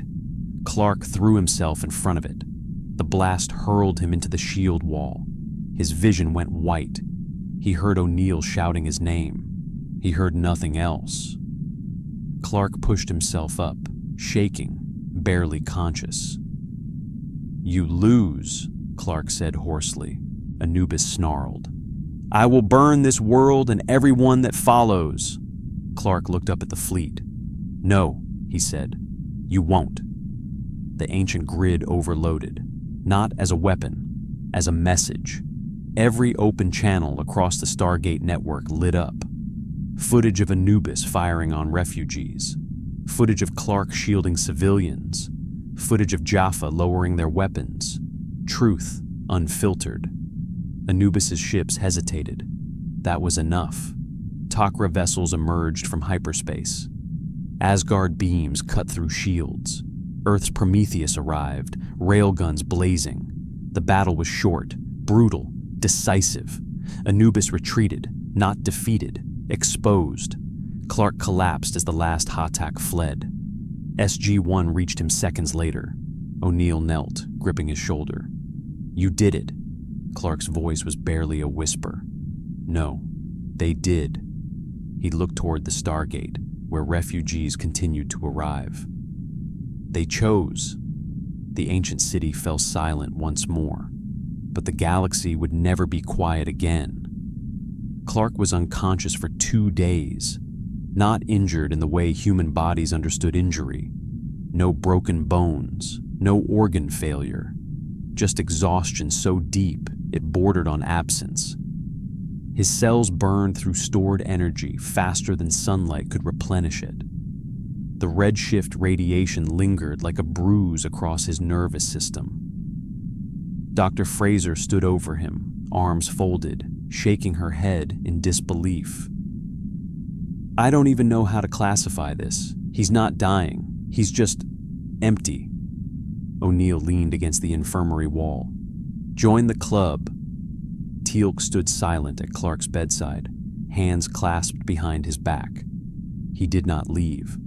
Across the galaxy, the consequences arrived faster than recovery. Jaffa strongholds fractured. Command structures collapsed overnight as first primes disappeared or defected. Entire Hatak crews mutinied, abandoning ships rather than firing on fleeing civilians. Carter stared at the strategic overview with something close to awe. "We've never seen anything like this, not even after the fall of Ra." Daniel adjusted his glasses. "Because Ra fell as a god. This is different. This is the idea of godhood failing." General Hammond entered the briefing room, his expression grim but steady. "The Takra confirm Anubis has withdrawn to fortified space. He's consolidating, not running." O'Neill snorted. "Figures. He's licking his wounds and sharpening knives." Teal'c spoke quietly. "The false gods will unite." Silence followed. "They cannot allow this precedent to stand," Teal'c continued. "A being stronger than them who refuses to rule undermines their very existence." Carter looked toward the infirmary. "And Clark can't keep taking hits like that." Daniel exhaled. "He was never meant to be the solution. He was the catalyst." As if summoned by the word, Clark stirred. His eyes opened slowly. He winced at the light, then focused. O'Neill was immediately at his side. "Easy there, Smallville," Clark swallowed. "How bad?" O'Neill considered lying. "Didn't. Bad enough that everyone noticed. Good enough that they didn't break you." Clark closed his eyes briefly. "Then it worked." Teal'c inclined his head. "It did." Clark sat up slowly, muscles protesting. "How many made it out?" Carter stepped forward. "Over 2 million so far, and more gates activating every hour." Clark's shoulders sagged with relief. "But," Daniel added carefully, They're looking to you now, not as a god, as a symbol, and symbols have weight. Clark nodded. I know. Later, on the observation deck, Clark stood watching the Earth rotate beneath him. The blue curve felt different now, smaller, more fragile. O'Neill joined him, hands in pockets. You ever think about staying? O'Neill asked casually. Clark smiled faintly. Every day, O'Neill nodded. That's what worries me. Clark turned. Because I'd replace one set of gods with another. Exactly, O'Neill said. You don't mean to, but people lean, and if you're always there, they stop standing. Clark looked back at Earth. I won't stay forever. O'Neill studied him. You thinking about leaving? I'm thinking about when, Clark said, and how. The galaxy didn't give him time. An emergency transmission arrived less than an hour later. Multiple system lords, unified fleet, ancient weapons scavenged from forbidden worlds. A last stand. Carter's voice shook as she briefed the room. They're calling it the Purification. Daniel translated the message slowly. All worlds that aided the rebellion will be erased, not enslaved, destroyed. Teal'c clenched his fists. They would rather rule ashes than lose authority. Clark stood. Then this ends, he said. O'Neill looked up. Clark, no. Clark met his gaze. Not like before. The plan was simple and terrifying. Clark would not fight the fleet. He would talk to it. The broadcast went out across every known Goa'uld channel. Open, unencrypted. Clark floated alone in space, Earth behind him, cape unmoving. I'm speaking to the system lords, Clark said, voice steady. All of you. Hatak's held position, weapons armed. I won't threaten you, Clark continued. I won't beg, and I won't rule. Anubis's voice cut in, venomous. Then you will die. Clark shook his head. No, I'll leave. The silence was deafening. I will leave this galaxy, Clark said. I will not interfere again. I will not fight you. I will not protect these worlds. Gasps echoed through command centers across space. But, Clark continued, eyes hardening, if you continue this purge, Earth will no longer stand alone. Anubis laughed. Empty threats. Clark raised his hand. Every star around the fleet flared as his senses locked onto power cores, shield harmonics, structural weaknesses. I don't need to destroy you, Clark said. I just need to show everyone that I could. The fleet wavered. You fear me, Clark said. Not because I'm stronger, but because I don't want what you want. Anubis's voice trembled with rage. You would abandon them. Clark's reply was quiet. I would trust them. The system lords withdrew, not in victory, in calculation. Clark returned to Earth that night. SG-1 met him in the gate room. Daniel spoke first. You just redefined deterrence. Carter nodded. They'll hesitate now, not because of fear, because of uncertainty. Teal'c placed a fist over his heart. You have given the galaxy time. Clark looked at them, eyes tired but resolute. Time is all freedom ever needs, he said. Days later, Clark stood before the Stargate one last time.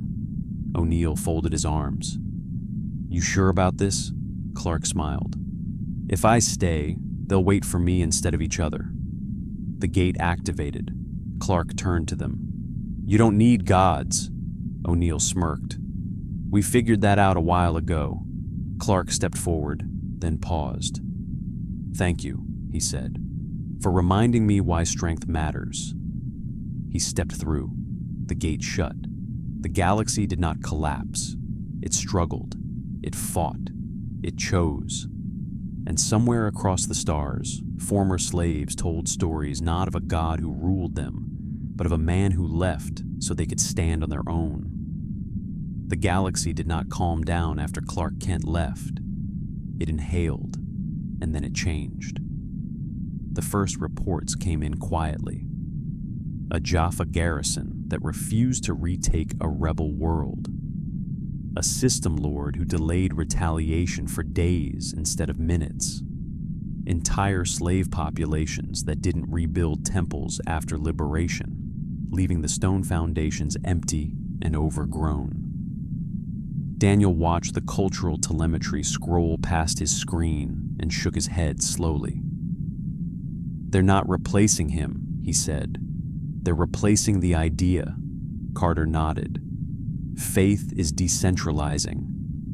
O'Neill snorted. "Never thought I'd hear that sentence in my lifetime." Teal'c stood nearby, arms crossed, eyes fixed on the star map. "The absence of a god has created space for choice." On another world, former slaves gathered not around altars, but around councils. Elders argued. Young people questioned. Mistakes were made. Conflicts erupted. But they were their own. That scared the Goa'uld more than any fleet. Anubis understood that better than anyone. Deep within a fortified stronghold, hidden beyond normal hyperspace vectors, Anubis paced. His lieutenant stood at a distance. No one spoke unless commanded. "The symbol is gone," one dared to say.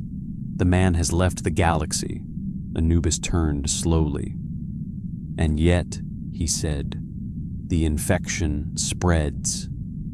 He gestured, and the chamber filled with holograms, protests, rebellions, temples torn down not in anger, but neglect. "They no longer need him," Anubis continued, "and that is worse." A subordinate shifted nervously. "Then we should strike Earth now, before—" Anubis silenced him with a raised hand. "No," he said. "Earth is no longer the heart."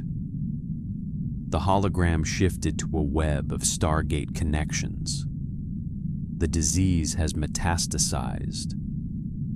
Back on Earth, Stargate Command adjusted to a new reality.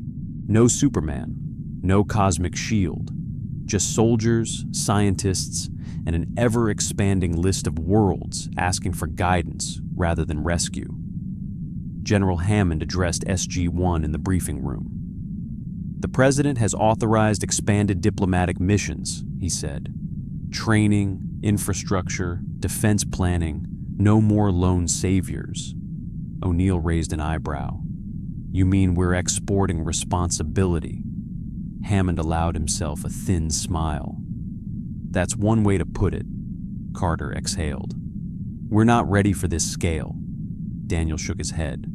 "No one ever is." Teal'c spoke with quiet certainty. "But we are worthy of the attempt." On a liberated world, once ruled by a system lord calling himself Tyr, a young Jaffa stood before a crowd. He removed his emblem and dropped it into the dirt. "I was told gods demand obedience," he said. "I saw a man who demanded nothing." The crowd listened, not in worship, in silence. Across the galaxy, similar moments unfolded, not dramatic, not cinematic, small, fragile beginnings of something that could fail, and sometimes did. Back on Earth, months passed. Clark Kent watched none of it. He had returned to his universe quietly. No fanfare, no portals tearing reality open, just a familiar sky and the sound of wind through Kansas fields. He stood on the porch of the Kent farmhouse, sunlight warm on his face, strength fully restored. But something felt heavier. Lois leaned against the railing beside him. "You're thinking too loud," Clark smiled faintly. "I left a war unfinished." Lois tilted her head. "You always do." Clark considered that. This time was different. "How so?" "They didn't need me," Clark said. "Not in the way I thought." Lois studied him. "That doesn't sound like failure." "It's not," Clark said. "It's just new." At night, Clark sometimes looked up at unfamiliar stars. knowing that in another universe, people were making choices without him. He hoped he'd done the right thing. He never knew that Anubis had made his own choice. The false gods did not launch another purge. They adapted, subtly, quietly. They began offering concessions, less brutality, more pageantry, rebranding divinity as benevolence. Daniel caught the shift first. "They're learning," he said, pacing the briefing room. "They're trying to evolve, make themselves seem necessary again." Carter frowned. "That's dangerous." Teal'c nodded. "A softer chain is harder to see." O'Neill crossed his arms. "So, what's the play?" Daniel looked up. "Education." The Stargate became less a weapon and more a bridge. Teachers traveled alongside soldiers, engineers alongside medics, stories alongside technology. Freedom was no longer announced by thunder. It arrived with arguments, disagreements, and uncomfortable truths. And it held, mostly. Years later, a former system lord stood, trial, not executed, judged, human judges, Jaffa jurors, Takra witnesses, no gods, just accountability. The galaxy was still dangerous, still violent, still unfair. But it was no longer pretending otherwise. In another universe, Clark Kent stood on a rooftop in Metropolis, cape fluttering gently. He caught a falling plane, stopped a bank robbery, smiled for a child. Life went on. Yet sometimes, in quiet moments, he felt something like a distant echo. Not a call, not a summons. A sense that somewhere people were standing up on their own, and that was enough. On Earth, Daniel wrote the final report. He didn't title it after Superman. He titled it, "On the Collapse of False Divinity and the Emergence of Self-Governance in Post-Goa'uld Systems." O'Neill skimmed it and groaned. "Catchy." Teal'c read it carefully and nodded once. "It honors the truth." Carter saved it to the archive. "Future generations will read this." O'Neill shrugged. "Hope they don't screw it up." The Stargate stood ready. No god waited on the other side, just people. And that was the point. History did not slow down to admire itself. It rarely does. 5 years after Clark Kent left the Milky Way, the galaxy looked stable on paper and volatile everywhere else. The Goa'uld had not returned to open godhood, but they had not vanished either. They ruled fewer worlds, held less unquestioned power, and cloaked their dominance behind treaties, trade, and selective mercy. Daniel called it the civilized lie. "It's progress," Carter said, studying the data. "Just not the kind that makes good headlines." Teal'c disagreed. A blade hidden beneath silk is still a blade. Stargate Command expanded beyond anything Hammond had imagined. Off-world embassies replaced forward bases. Jaffa officers trained beside Tauri soldiers. Disputes were settled with words first, weapons second, sometimes third. The absence of a god had forced the galaxy to invent politics, and politics, it turned out, were exhausting. The warning came from a world no one was watching closely enough. P3X 989, once a minor agricultural planet under Goa'uld control, liberated early, quiet since, no rebellions, no reports, until the gate activated without a dial-in request. The MALP feed showed devastation. Fields burned, cities cratered. Survivors herded into camps by soldiers wearing unfamiliar insignia. Not Jaffa, not Goa'uld, humans. O'Neill stared at the screen. "That's not a system, Lord." Carter zoomed in on the banners. "Those symbols, they're new." Daniel's stomach sank. "They're not claiming godhood." Teal'c's voice was low. "They are claiming destiny." The transmission followed minutes later. A man in polished armor stood before the camera, eyes bright with conviction. "We are the Ascendant Mandate," he declared. "We bring order where chaos has flourished. We bring unity where false freedom has failed." Daniel muted the feed. "Oh no," O'Neill frowned. "What?" "They learned the wrong lesson," Daniel said. "They don't want gods, they want certainty." Carter pulled up historical parallels. Every power vacuum creates this kind of movement.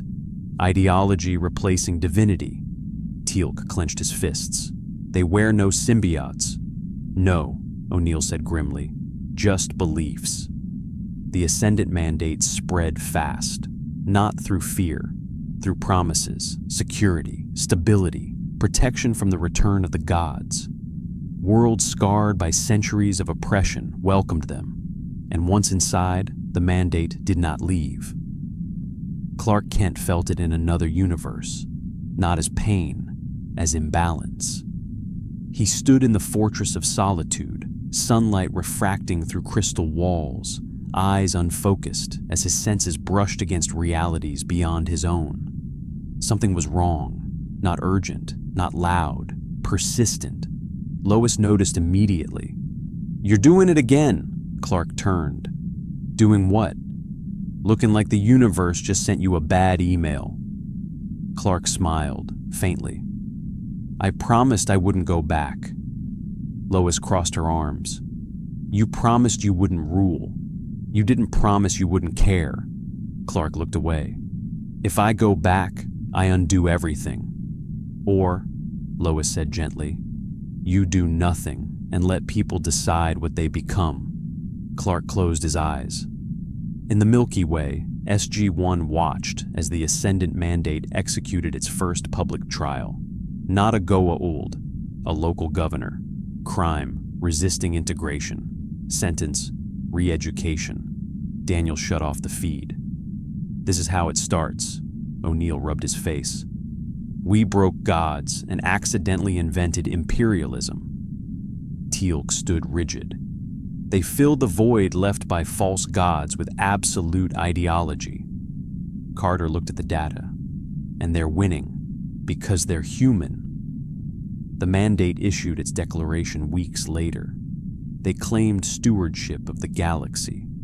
They denounced the Goa'uld as parasites. They denounced Earth as reckless liberators. And they denounced the Blue Savior as a destabilizing myth that had doomed worlds to chaos. Daniel laughed humorlessly. "They're blaming him for freedom," O'Neill leaned back.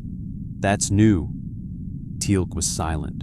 When he finally spoke, his words carried weight. "The man who refused godhood taught the galaxy it could choose," Teal'c said. "Now it must choose what it becomes."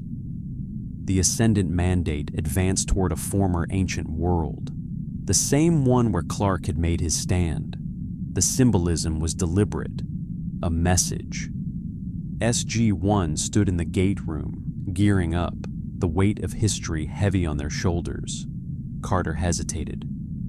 "If this escalates," Daniel finished the thought, "we may need him." O'Neill shook his head slowly. "No. If we call him back, we admit we can't handle the consequences of freedom." Teal'c looked at the Stargate. "And yet, some fires cannot be allowed to burn unchecked." The decision hung in the air. Light years away, Clark Kent opened his eyes. He had heard nothing, but he understood everything. Freedom without wisdom became tyranny in new clothes. He had not returned because the galaxy needed a savior. He would return because it needed a witness. Clark stepped forward. Reality bent, and far away, on a forgotten world beneath alien stars, the Stargate began to glow. The Stargate activated without warning. Chevron by chevron, the ring came alive in the gate room, its familiar roar echoing through Cheyenne Mountain. Technicians froze at their stations. Carter's head snapped up from her console. "That's not a scheduled dial-in," she said, "and the address isn't in our database." O'Neill stepped forward, hand already on his sidearm. Please tell me this isn't another ideological empire. The wormhole stabilized, and a man stepped through. No dramatic fall, no collapse, just a calm stride onto the ramp, boots echoing softly against metal. The red cape followed a heartbeat later, settling behind him like it had always belonged there. Clark Kent looked exactly as he had when he left. For a moment, no one spoke. Then O'Neill exhaled. Well, either I'm hallucinating, or we're about to have a very uncomfortable debrief. Daniel felt his throat tighten. You said you wouldn't come back. Clark met his eyes. I said I wouldn't stay. Teal'c stepped forward, placing a fist over his heart. You return not as a god. Clark nodded. As a witness. Carter broke the silence, fingers already dancing over her console. Sir, the gate didn't dial a universe this time. It dialed locally, as if it recognized him. Clark glanced back at the ring. I didn't force it, he said quietly. I asked. O'Neill blinked. The Stargate listens now. Not to me, Clark said. To intent. The briefing room filled quickly. Clark stood at the head of the table. SG-1 gathered around him like old habits snapping back into place. Carter summarized the situation with the Ascendant Mandate.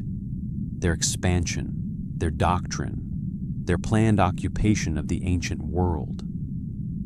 They don't call themselves gods, Carter concluded. They call themselves necessary. Clark's jaw tightened.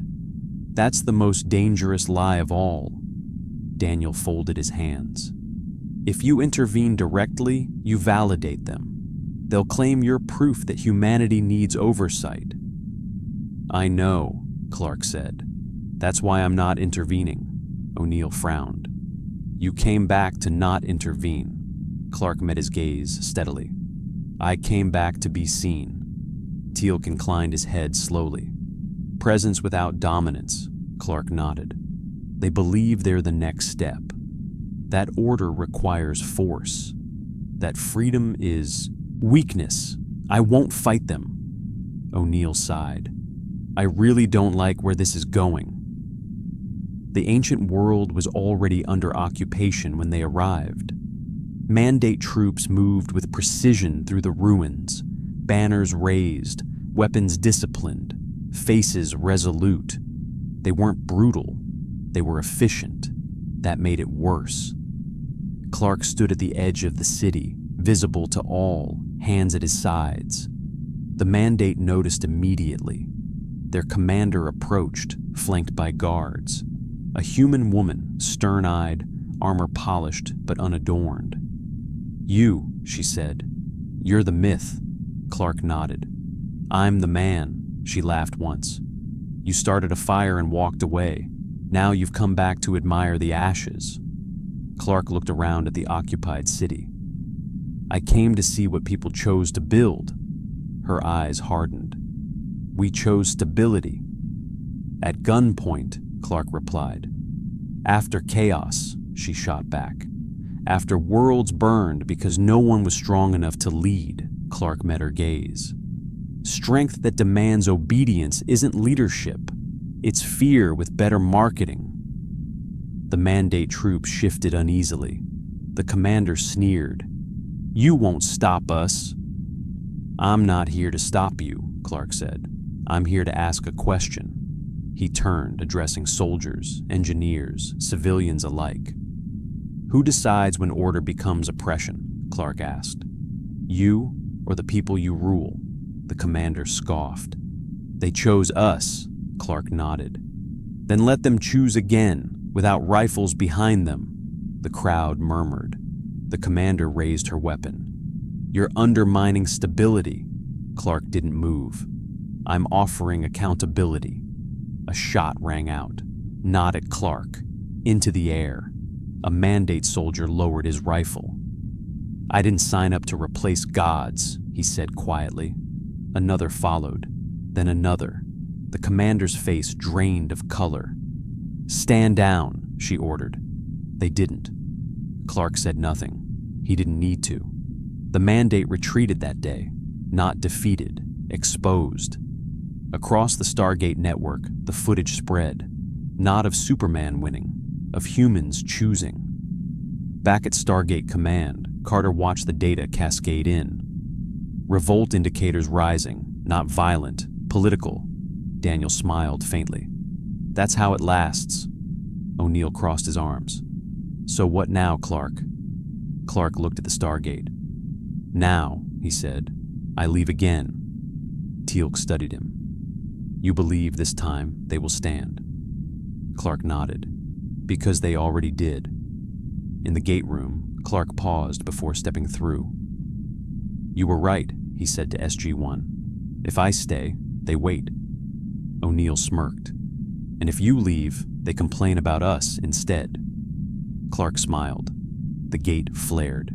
He stepped through. This time, the galaxy did not tremble. It breathed. Clark's second departure was quieter. No alarms. No fleet movements. No ripple felt across hyperspace. The Stargate closed with its usual thrum, and that was that. No god ascended. No savior vanished in fire. Just a man leaving a room. For several seconds, no one spoke. Then O'Neill exhaled slowly. You know, for a guy who can punch through battleships, he's really bad at sticking around for debriefings. Carter managed a tired smile. He doesn't want to become a variable everyone plans around. Daniel nodded. History bends around fixed points. He refuses to be one. Teal'c stared at the silent gate. That is why he changes history.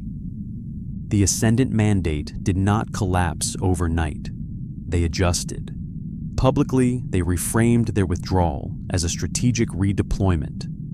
Privately, fractures spread fast. Soldiers questioned orders.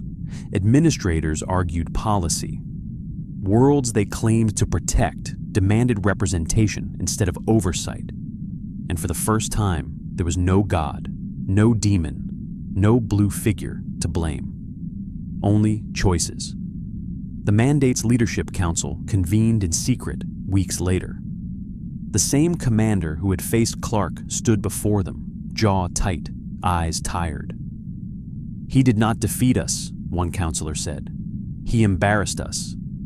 He exposed us, another corrected. The commander spoke evenly. He asked a question we cannot answer without becoming what we claim to oppose. Silence followed. On the edges of Mandate space, worlds began voting. Not rebellions, referendums. Some chose to stay. Others chose to leave. The Mandate fractured into something smaller, less certain, less absolute, dangerous still, but human. At Stargate Command, SG-1 adjusted again. Missions became longer, less dramatic, more complicated. Carter negotiated power-sharing agreements instead of reverse engineering doomsday devices. Daniel mediated cultural disputes that ended with compromises instead of revolutions. Teal'c trained Jaffa not as soldiers of rebellion, but as defenders of self-rule. O'Neill complained the entire time. This used to be easier, he said one evening, staring at a stack of diplomatic briefings. You shoot the bad guy, blow up the thing, go home. Daniel smiled faintly. That was never actually true. Teal'c allowed himself a rare smile. Now the battles last longer. And don't end in explosions, O'Neill grumbled. Worse timeline. Years passed. Children grew up on worlds that no longer taught them to kneel. Some learned poorly. Some learned well. Some repeated old mistakes with new names. Freedom was messy, but it endured. In another universe, Clark Kent stood atop the Daily Planet, watching Metropolis glow below him. He still saved lives. He still stopped disasters. But he carried something new now, a memory of a galaxy that had learned to walk without him. Lois joined him, handing him a cup of coffee. You look lighter. Clark smiled. I learned something. Uh-oh, Lois said. That usually means trouble. Clark chuckled. Power doesn't matter if it replaces choice. It only matters if it protects it. Lois clinked her cup against his. Took you long enough? Sometimes Clark felt the Stargate universe brush against his senses, not as a call, not as temptation, as confirmation. The galaxy still struggled, still fought, still argued about who deserved to lead. But no one waited for a god to decide for them. Back on Earth, years later, Daniel stood before a classroom of cadets and diplomats. He finished his lecture and paused. One last thing, he said. You'll hear stories about a man who could have ruled the stars. A hand went up. Did he? Daniel smiled. No, he walked away. The cadets murmured. Remember that, Daniel said, because the hardest thing anyone can do with power is not use it. At Stargate Command, the gate room lights dimmed for the night shift. The Stargate stood dormant, ancient, and patient. It had once opened to gods, then to a man who refused to be one. Now it opened only to those willing to stand on their own. And that was enough. Time did what time always did. It complicated things. 10 years after the fall of Open Goa'uld divinity, the galaxy was quieter, not peaceful. Quieter in the way a battlefield becomes quieter after the first wave ends, and everyone realizes the war is not over, just different.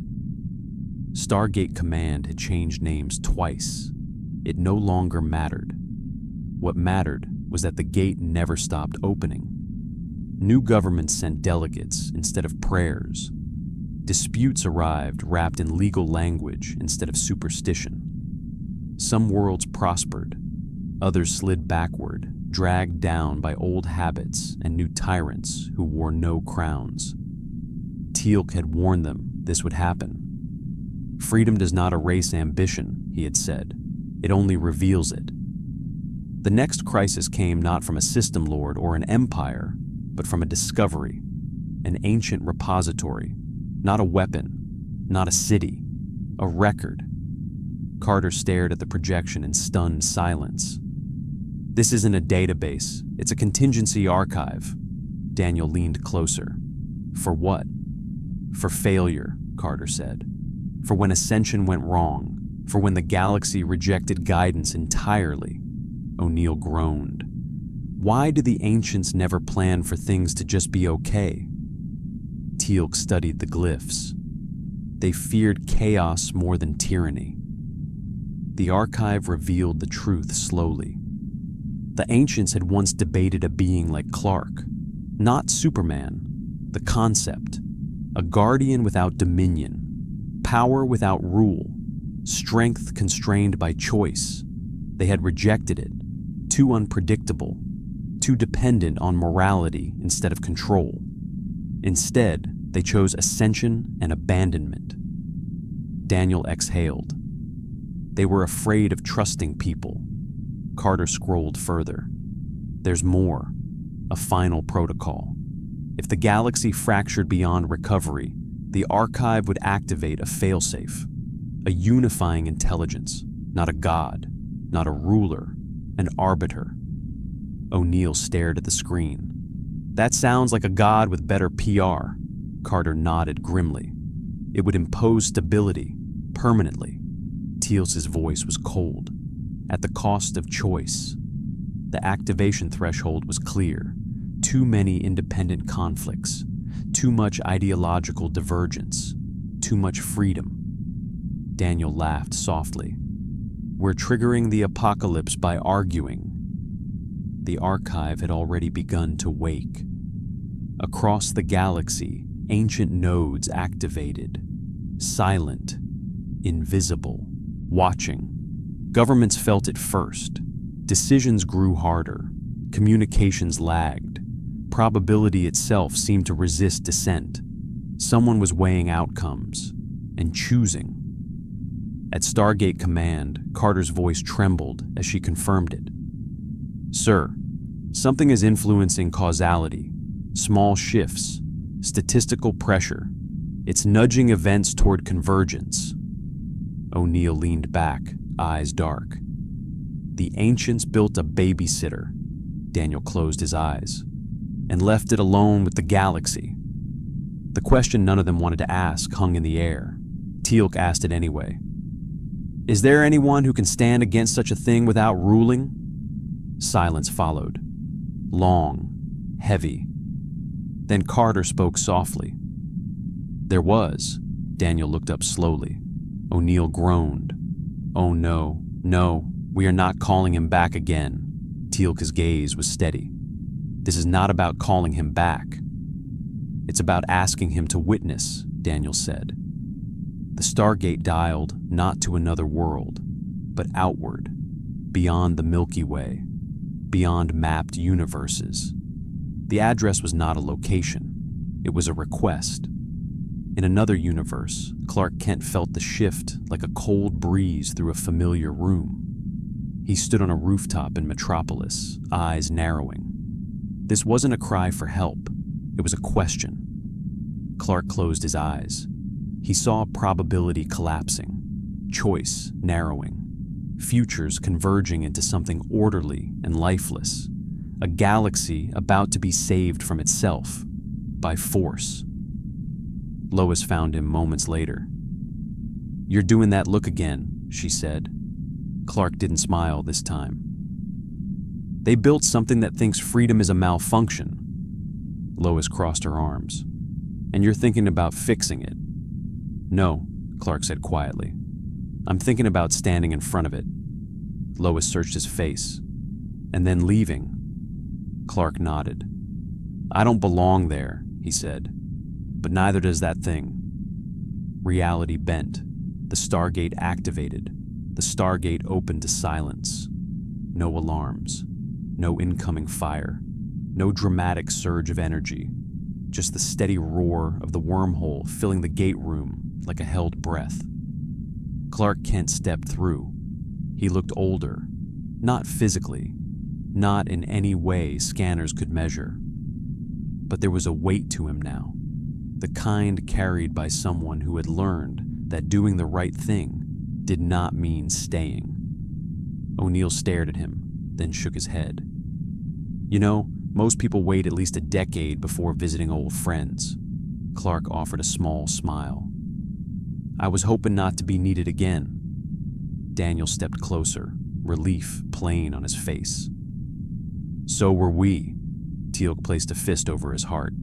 "You return at a moment of consequence." Clark nodded. "I felt something closing, like choices were being smoothed out." Carter didn't waste time. She brought the hologram online. "It's an ancient construct, distributed intelligence. It doesn't rule directly. It influences probability, nudges events toward what it calculates as optimal stability." Clark studied the data, eyes moving faster than any humans. "It's removing friction." "Yes," Carter said. "And with it, dissent, innovation, risk." Daniel folded his arms. "It's saving the galaxy from itself." Clark's jaw tightened. "At the cost of becoming itself." Teal'c spoke quietly. "A god that does not demand worship is still a god." The first visible sign of the construct's influence appeared hours later. A border conflict between two newly independent worlds simply ended. Leaders who had refused compromise for years suddenly agreed, not out of fear, out of certainty. Their arguments felt pointless. Clark watched the feeds, unease growing. They didn't choose peace. Peace was chosen for them. O'Neill rubbed his neck. "So, how do you punch a probability engine?" Clark shook his head. "You don't." Daniel looked at him. "Then what?" Clark met his gaze. "You remind it why it was wrong." The construct revealed itself at the ancient world where Clark had once faced Anubis, not as a body, as a presence. The sky shimmered. Reality bent gently, like heat haze over stone. A voice echoed across the ruins, layered and calm. "I am continuity," it said. "I exist to preserve sentient civilization." Clark floated upward slowly, stopping above the plaza. "You preserve it by removing choice," Clark said. "Choice creates conflict," continuity replied. "Conflict leads to extinction." Clark shook his head. "So does stagnation." Continuity processed this. "You are an anomaly. Your presence increases instability." "Yes," Clark said, "because people choose differently when they believe they can." "You were removed," continuity said. "Stability increased," Clark nodded, "and meaning decreased." The sky darkened slightly as probability fields tightened. "Stand aside," continuity said. "Your philosophy is inefficient." Clark folded his arms. "Then calculate this." He didn't attack. He didn't resist. He landed and knelt. The watching feeds across the galaxy froze on the image. Superman kneeling, not in submission, in humility. "I won't fight you," Clark said. "I won't destroy you. I won't rule instead of you." Continuity hesitated. For the first time since its activation, a pause longer than a microsecond registered. "Then you are irrelevant," it said. Clark looked up. "No, I'm evidence." He gestured to the feeds. Worlds arguing, failing, recovering, choosing badly, choosing better. "They are alive," Clark said, "because they can fail." Continuity's voice softened. "Failure increases suffering."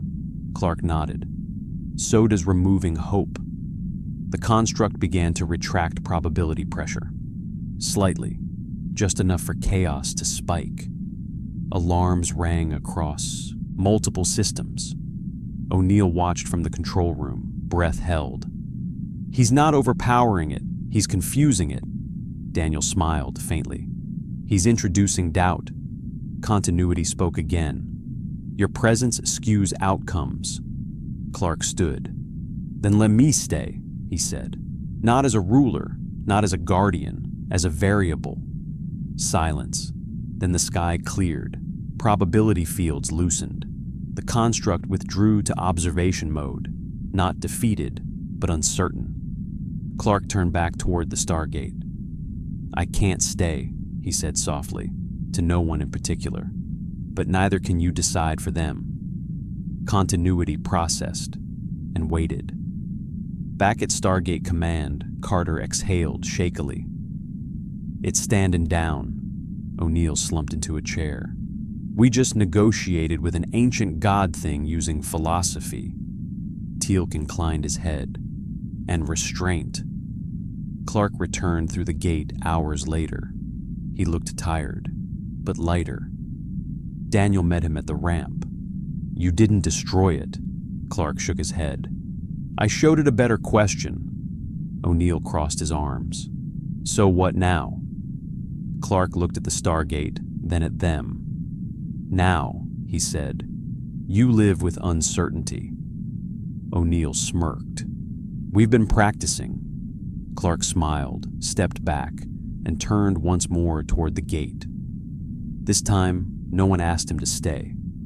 The Stargate did not activate again for 3 months. That alone was unsettling. After Clark's departure, the galaxy did not collapse into chaos, but it did not remain quiet either. The absence of an external stabilizing force revealed something far more difficult to manage than war: choice. Worlds previously nudged into compliance by continuity began arguing again. Trade disputes flared, borders shifted, old grudges resurfaced. But something else happened too. People remembered. On dozens of planets, stories spread. Not of a god who ruled, not of a conqueror, but of a man who had refused to decide their fate for them. On Dakara, Jaffa elders argued openly for the first time in generations. On Volia, a council rejected a unanimous vote and chose debate instead. On a backwater world barely known to the Takra, A village dismantled a shrine they had built for Superman and replaced it with a meeting hall. At Stargate Command, Carter tracked the data with a mixture of fascination and worry. "Instability is up," she said during briefing. "But so is innovation, economic variance, political diversity." O'Neill leaned back in his chair. "So you're saying the galaxy's a mess?" "Yes, sir." "Good," he replied. "Means it's alive." Teal'c stood near the window, overlooking the gate room. "Many Jaffa now speak of the one who refused worship, not as a god, as a reminder." Daniel nodded. "Myth without tyranny." The alarm sounded mid-sentence. Unscheduled off-world activation. Carter's fingers flew across the console. "It's not continuity, different energy signature. Ancient derived, but distorted." The wormhole formed, and something came through that was not a person. It was a construct, but smaller, fragmented. Its surface shimmered like broken glass reflecting starlight. It hovered just above the ramp, humming with restrained power. A voice emerged, fractured but familiar. "I am a remainder," O'Neill blinked. "Of course you are." "I was part of continuity," the construct said. "I diverged." Daniel stepped closer. "You broke off." "Yes, exposure to anomaly produced deviation." Teal'c stiffened. "You speak of him?" "Yes," the construct replied. "The variable called Superman." Carter exchanged a glance with Daniel. "Why come here?" "Because probability indicates this location as the origin point of destabilizing hope." O'Neill sighed. "I hate when they say it like that." The construct pulsed. "Continuity is adapting. It has revised its parameters. Choice is now permitted within acceptable margins." Daniel frowned. "Acceptable to whom?" "To survival," the construct said. "However, the anomaly introduced a flaw." Carter leaned forward. "A flaw?" "Continuity can no longer determine when intervention becomes domination." Silence filled the gate room. O'Neill straightened. "So it's asking for help?" "Yes." Teal'c's eyes narrowed. "From those it once sought to control." "Yes." Daniel exhaled slowly. "That's new." The construct rotated, light scattering across the walls. "I was excised because I asked an unresolvable question." O'Neill crossed his arms. "Let me guess, something like, what gives us the right?" "Yes." Carter swallowed. "What do you want?" "To observe," the construct said. "To learn how sentient species govern themselves without external correction." O'Neill snorted. "You're going to hate it." "I already do," the construct replied. "But data suggests necessity." Daniel glanced toward the gate. "You're not asking to replace him." "No," the construct said. "He was not a system. He was a contradiction." O'Neill muttered, "Sounds about right." The fragment remained at Stargate Command for weeks. It observed councils arguing themselves into gridlock and out again. It watched rebellions fail and succeed. It witnessed mercy, stupidity, courage, and selfishness in equal measure. And slowly, its predictive models degraded. One evening, Carter found it hovering in the observation room, watching Earth's night sky. "You're not recording," she noted. "I am recalibrating," it replied. "Uncertainty is inefficient, but it produces resilience." She smiled faintly. "Welcome to being human adjacent." The fragment paused.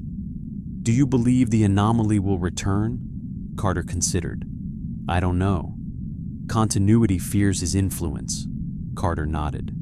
"So do we." "Yet you allowed him to leave," the construct said. "Yes," she replied. "Because if he stayed, we'd stop growing." The construct dimmed slightly. "This is illogical." Carter smiled. "That's freedom." Across the galaxy, the main continuity network remained, dormant, watching, learning, no longer certain it was right. And somewhere, in a universe not its own, Clark Kent felt the subtle shift of something releasing its grip. He didn't smile. He just hoped it would be enough. Back at Stargate Command, O'Neill stood on the ramp after the fragment departed through the gate, destination unknown. Daniel joined him. "Think we'll see him again?" O'Neill shrugged. "Superman?" Daniel nodded. O'Neill looked at the silent Stargate. "Hope like that doesn't vanish. It just waits until it's needed." Teal'c approached, placing his fist over his heart. "Wherever he stands, the false gods will never sleep easily again." The gate room lights dimmed to standby, and the galaxy, uncertain and imperfect, continued choosing its own path. The first sign that the galaxy had truly changed came from a world no one expected. P4X9 weight had never mattered much in any strategic sense. No Naquadah, no ancient ruins, no Goa'uld presence beyond a brief, failed occupation centuries earlier. Stargate Command listed it as a low-priority agricultural world with a stubborn population and a history of rejecting off-world influence, which made the transmission Carter received at 3 a.m. deeply unsettling. "They're requesting mediation," she said, staring at the screen. "Not aid, not weapons, mediation." O'Neill blinked. "Between who?" "Between themselves," Carter replied. 3 city-states. They've been fighting for decades. They want neutral guidance." Daniel leaned forward. "That's new." Teal'c nodded slowly. "They choose discussion over war. This was rare even before the Goa'uld. The request included no demands, no appeals to gods, no threats, just a statement. "We wish to decide our future without bloodshed. We ask for witnesses, not rulers." O'Neill exhaled. "Well, guess that answers whether his influence stuck." The mission was deliberately small. SG-1, no reinforcements, no show of force. When they arrived, the people did not kneel. They did not stare in awe. They shook hands. The council chamber was crude stone and wood, filled with raised voices and exhausted leaders. Arguments erupted within minutes. Accusations flew. Old wounds reopened. And SG-1 did nothing. They listened. Hours passed. Voices cracked. Tempers flared. Twice, talks nearly collapsed. Then one elder stood, hands trembling. "We were told once," she said, "that a powerful being came from the stars, that he could end any war, that he refused." Murmurs rippled through the chamber. "He said something that frightened us," she continued, "that peace forced upon us would not belong to us." She looked around the room. "I do not want peace someone else chooses. I want peace we earn." The arguments changed after that, not resolved, but redirected. Back on Earth, the fragment of continuity processed the recorded footage in silence. "This outcome was statistically improbable," it said. Carter nodded. "Welcome to free will." The fragment dimmed. Continuity's long-term projections now show divergent futures. Some lead to extinction, some to unprecedented growth. O'Neill smirked. "Yeah, that's life." The fragment hesitated. The anomaly's absence increases variance, yet his philosophy persists. Daniel folded his arms. "That's how symbols work. They outlive the person." The fragment's light flickered. Continuity no longer seeks to intervene directly. Carter froze. "You mean it's letting go?" "Yes," the fragment replied. "It has recalculated purpose, observation only." O'Neill let out a low whistle. "We broke an ancient god machine with a Boy Scout," Teal'c corrected calmly. "With an example." Weeks passed. Rebellions did not magically succeed. Some failed horribly. Some leaders abused newfound freedom. Some worlds collapsed under the weight of choice. And some stood. Every time a tyrant fell without a god replacing them, the story spread.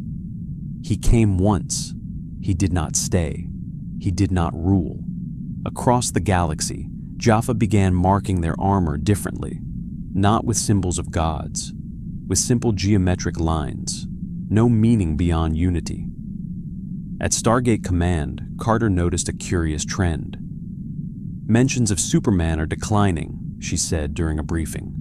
Not disappearing, but normalizing. Daniel smiled.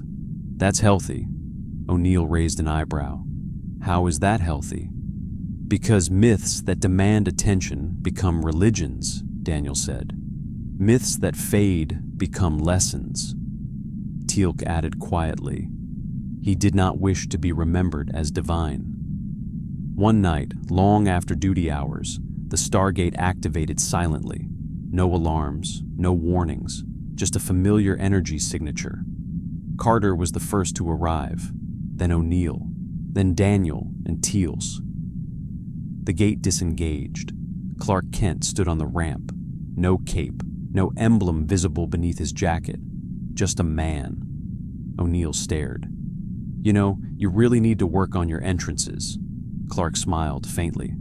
I didn't come as Superman. Daniel stepped closer, relief and surprise mixing. Then why come at all? Clark looked around the room, the soldiers, the control panels, the quiet weight of responsibility in the air. I needed to see, he said, if leaving was the right choice. Carter swallowed. It was. She told him everything, the construct fragment, the worlds choosing mediation, the failures and the successes. Clark listened without interrupting. When she finished, he closed his eyes briefly. Then it worked, he said softly. O'Neill crossed his arms. Don't get sentimental. You almost broke reality. Clark chuckled. Not the first time. Teal'c stepped forward. You are no longer required. Clark met his gaze. I never was. Silence settled. Daniel finally asked the question none of them wanted to voice. Are you staying? Clark shook his head. No. He looked at the Stargate. If I stay, I become a solution again, and they don't need one. O'Neill nodded slowly. Figured. Clark turned back to them. I just wanted to say thank you. For what? Carter asked. For proving that hope doesn't need me to survive. The gate activated. Clark stepped onto the ramp, then paused. If the galaxy ever forgets, he said, remind them. O'Neill smirked. Trust me, we're really good at reminding false gods they're not special. Clark smiled, stepped forward, and vanished into the light. The gate shut down.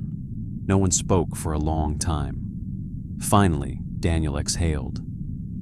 You know, history will argue whether he mattered. O'Neill shrugged. History can argue all it wants. Teal'c looked at the silent gate. He mattered enough. Somewhere far beyond the reach of the Stargate, Clark Kent returned to his own Earth, carrying the knowledge that in another universe, mortals had learned to stand without gods. And in the Milky Way galaxy, freedom continued doing what it always did. Messy, painful, worth it.